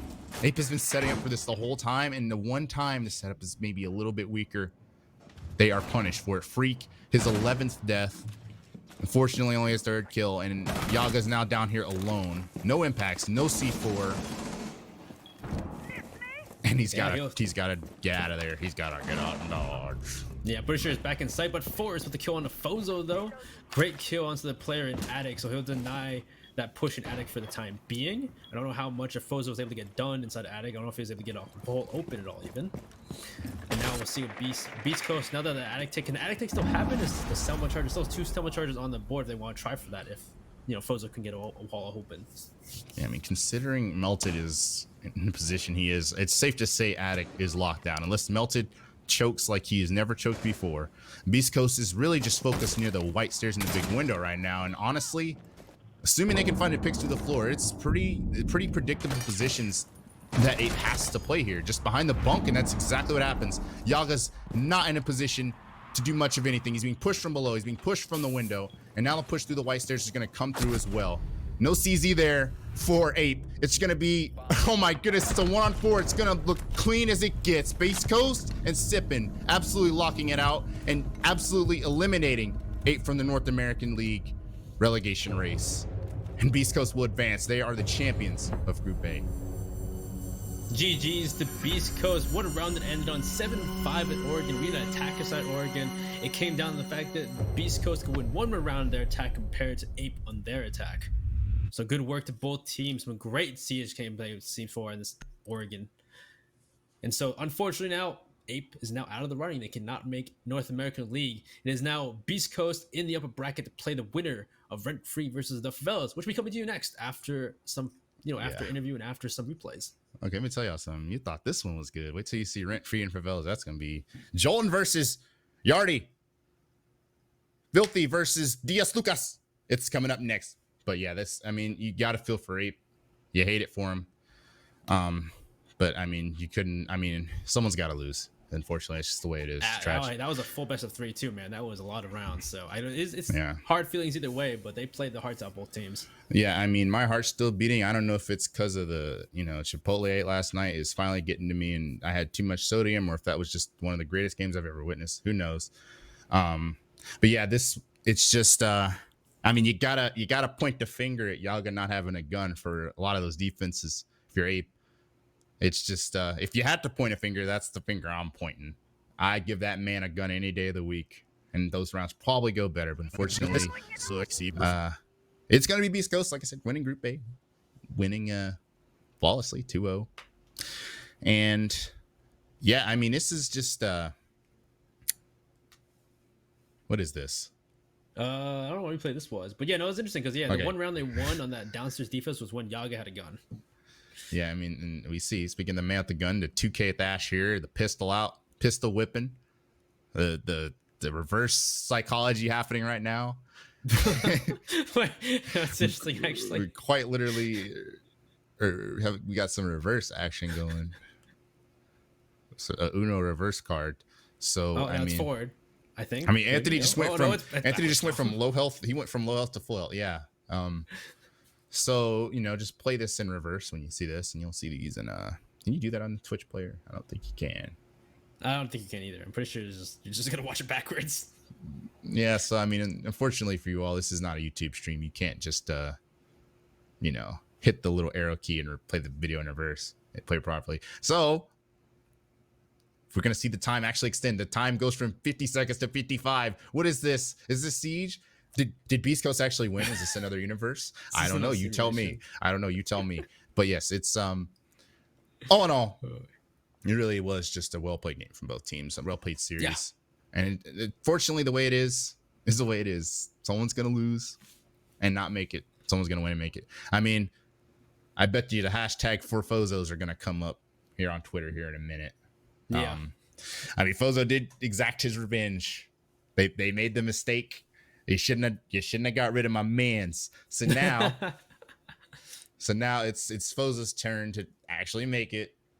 No for us. You say no fofo. Game, though. They still got to play the next game before they make it. Yeah, beating Rent Free is not easy. So, hey, it's high stakes siege. It's playoff siege, and honestly, it doesn't get any better. I think it's finally going forward motion now. Yeah, look at the class. Yaga's nasty, but I don't think he's nasty with an SPS MP9. Yeah, it's unfortunate. The one round they won on that defense was when he was playing Malusi rather than Clash 2. Yeah, so you hate to see it. It was a valiant attack half that didn't really go, didn't really pay off. Honestly, they 4-2 half and then 4-2 attacks, and then Beast Coast turns around, does the same thing. 5-1, and they take it. It's tough. So yeah, actually it's 5-1. Actually, yeah, you're right. Holy crap. Yeah, it was quite the half for them. The fact that the only defense they won was when Yaga was playing Malusi in that downstairs laundry defense. Yeah. So all in all, it's just one of many great games that are gonna happen today. We've got Rent Free versus Favelas coming up next, but first we have an interview with the winner. We get an interview with one of the members of Beast Coast to talk about that game. But yeah, next game will be the Favelas versus Rent Free with our casters Caliber Jacob and Crow. Some fantastic guys. We'll love hearing them cast the next game. And after that, we'll be back with the loser bracket. Wait, the guy was interviewing. The guy was going to get interviewed and he left. Where is he? No, that's not him. That was Kickoff. Just kidding. Y'all going to hear from Frozen R6, the Tachanka angle triangulator himself. Well, I don't think he's up yet, so I gotta wait. Just don't introduce me. He's on the screen. Well, we're gonna. What is this? Is this a freaking Harry Potter novel? We don't have to. Exactly. It's not like we're spoiling it. So yeah, I mean this. I'd love to hear what he has to say about like how Beastcoast was able to. Also, shout out to our observer and our producer, DJ Dextros and Keglanek. They're some fantastic people. Don't forget to follow them or see them on Twitter. They're fantastic in the background producers and observers. Bye, cookies. Hello, Frozen. Welcome to the interview. Good game today, man. It was a 2-1 in the favor of Beastcoast. What a heart-wrenching game to watch and to not play it, unfortunately, because you had to watch that just happen. Yeah. It was like absolutely crazy game. It was insane. The fact that you guys first map though going through Coastline though, that was your map pick. It was still a very close game. You guys lost at 6-8. You guys had a pretty good like defensive half. You think 3-3. You think that's pretty normal here on Coastline. But then you have their attacking half, and boy, could you not bring it? You had to go 3-3 again and go to overtime. Like that was just back and forth to you guys, and then to lose it on that overtime though, you guys must have been heart wrenched though going into map 2. I mean, yeah, we were a little bit, but at the end of the day, every map is different, and like you just got to reset after that. It's unfortunate, it happens, but we had to move on, and we did. So, was there any thoughts between picking Coastline, or is there any specific reason why you picked Coastline all the maps? I mean, we just honestly kind of just felt like playing it. We just kind of thought about our strengths and thought about their strengths, and we just decided to try playing that. It didn't work out. It was close, but at the end of the day, we took their map pick in the decider, so works out anyway. It was easy too because you guys banned Villa first, and even though you had VOD footage on Ape's Villa, you guys decided to ban it. Was it just like you expected them to be better on that map and you didn't want to play it? Not necessarily. It's just that like you kind of have to ban a map, and we saw them play it, and it's just like, well, we gotta ban something, so we just decided to ban that one. Makes sense. I guess you had VOD footage, might just get rid of it if you know they could be improving on it, something like that. But then we go on to theme park, and theme park was just theme park was a barn burner almost in the end there. But you guys able to bring it back. It was so crazy how defense was half, but you guys just had a better attacking. You guys had a better defensive half or attacking half. I think it to them. So just like me, it's like at the end of the day when you go on to Oregon, you guys probably just at that point just saying, "Screw it, we're just gonna go for it." You cut out a little bit. Sorry. Oh, sorry. So yeah, so on theme park, you guys went half defense, half was just fantastic. They went 5-1, or you went 5-1 on your defense half, and then they go onto theirs, and you win it on 2 attacks to make it 4-2 instead. How did theme park feel for you guys? With theme, I mean, we're comfortable on the map. We knew, or we didn't like expect them necessarily to take us to it, but like they went back in like the scrim VODs from like 2 months ago. So they were just like, okay, they were confident. I'm assuming that at least they were confident because of that. So at the end of like, just because of that, we generally knew what we wanted to do for that map. And even though we were up 5-1, like it is a defender-sided map, and at the end of the day, like you can always come back. So we weren't like super pressed about the fact that they were starting to get a comeback going, but either way, I mean, it was still a crazy map. I mean, Rudy 1v5, so map, yeah. It just came down to kind of out of words for that one, honestly. Yeah, dude. Still a little bit in shock. 2 in a row where Ghost gets the first pick on both those rounds. It was absolutely insane. Yeah.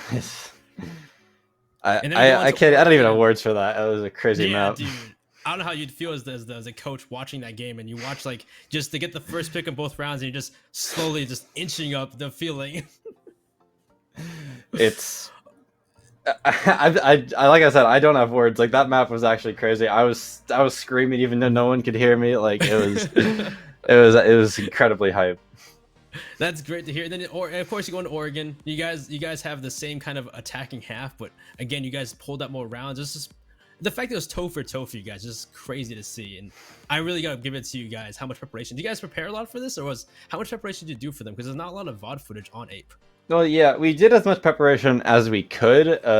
Obviously, that's very, very limited.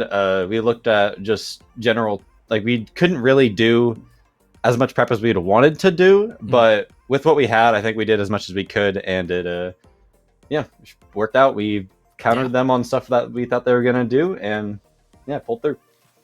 Yeah, it was a fantastic game to see. Anything you want to say to the fans or anybody, your supporters out there? Yeah, just as per usual, thank you for everyone for supporting us. Thanks for all the support in chat. It was very, very good. And yeah, we will see you all in the finals match, I guess. So yeah. We'll see you all play the winner of Rent Free and the Favelas next week, which should be a fantastic game. But either way, have a good day, guy. Fantastic game. Congratulations once more. Thank you very much, man. Have a good day too. I'm muted. Well, hey, what's going on? Yo, what's up? Welcome back. Hey, man. How you doing, bro? Okay. That's the mastermind himself.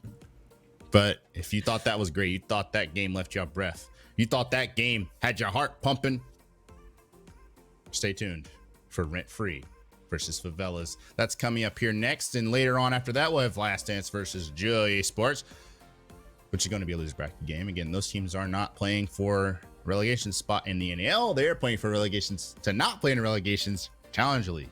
So they are down bad right now. They are very much down bad, but they do not want to be even more down bad. They don't want to be I keep referencing PogChamp, but again, you play PogChamp. If you're PogChamp rather, and you're playing a team like Ape out of Quals, you never, what I'm getting at is you don't know who the heck is going to come out of Quals here come March or whatever. So don't bank on winning Quals or anything.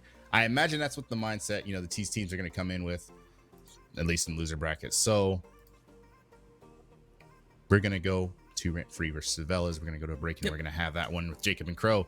So I guess we'll see you all later today, and you'll see Jacob and Crow here in a minute. Take care.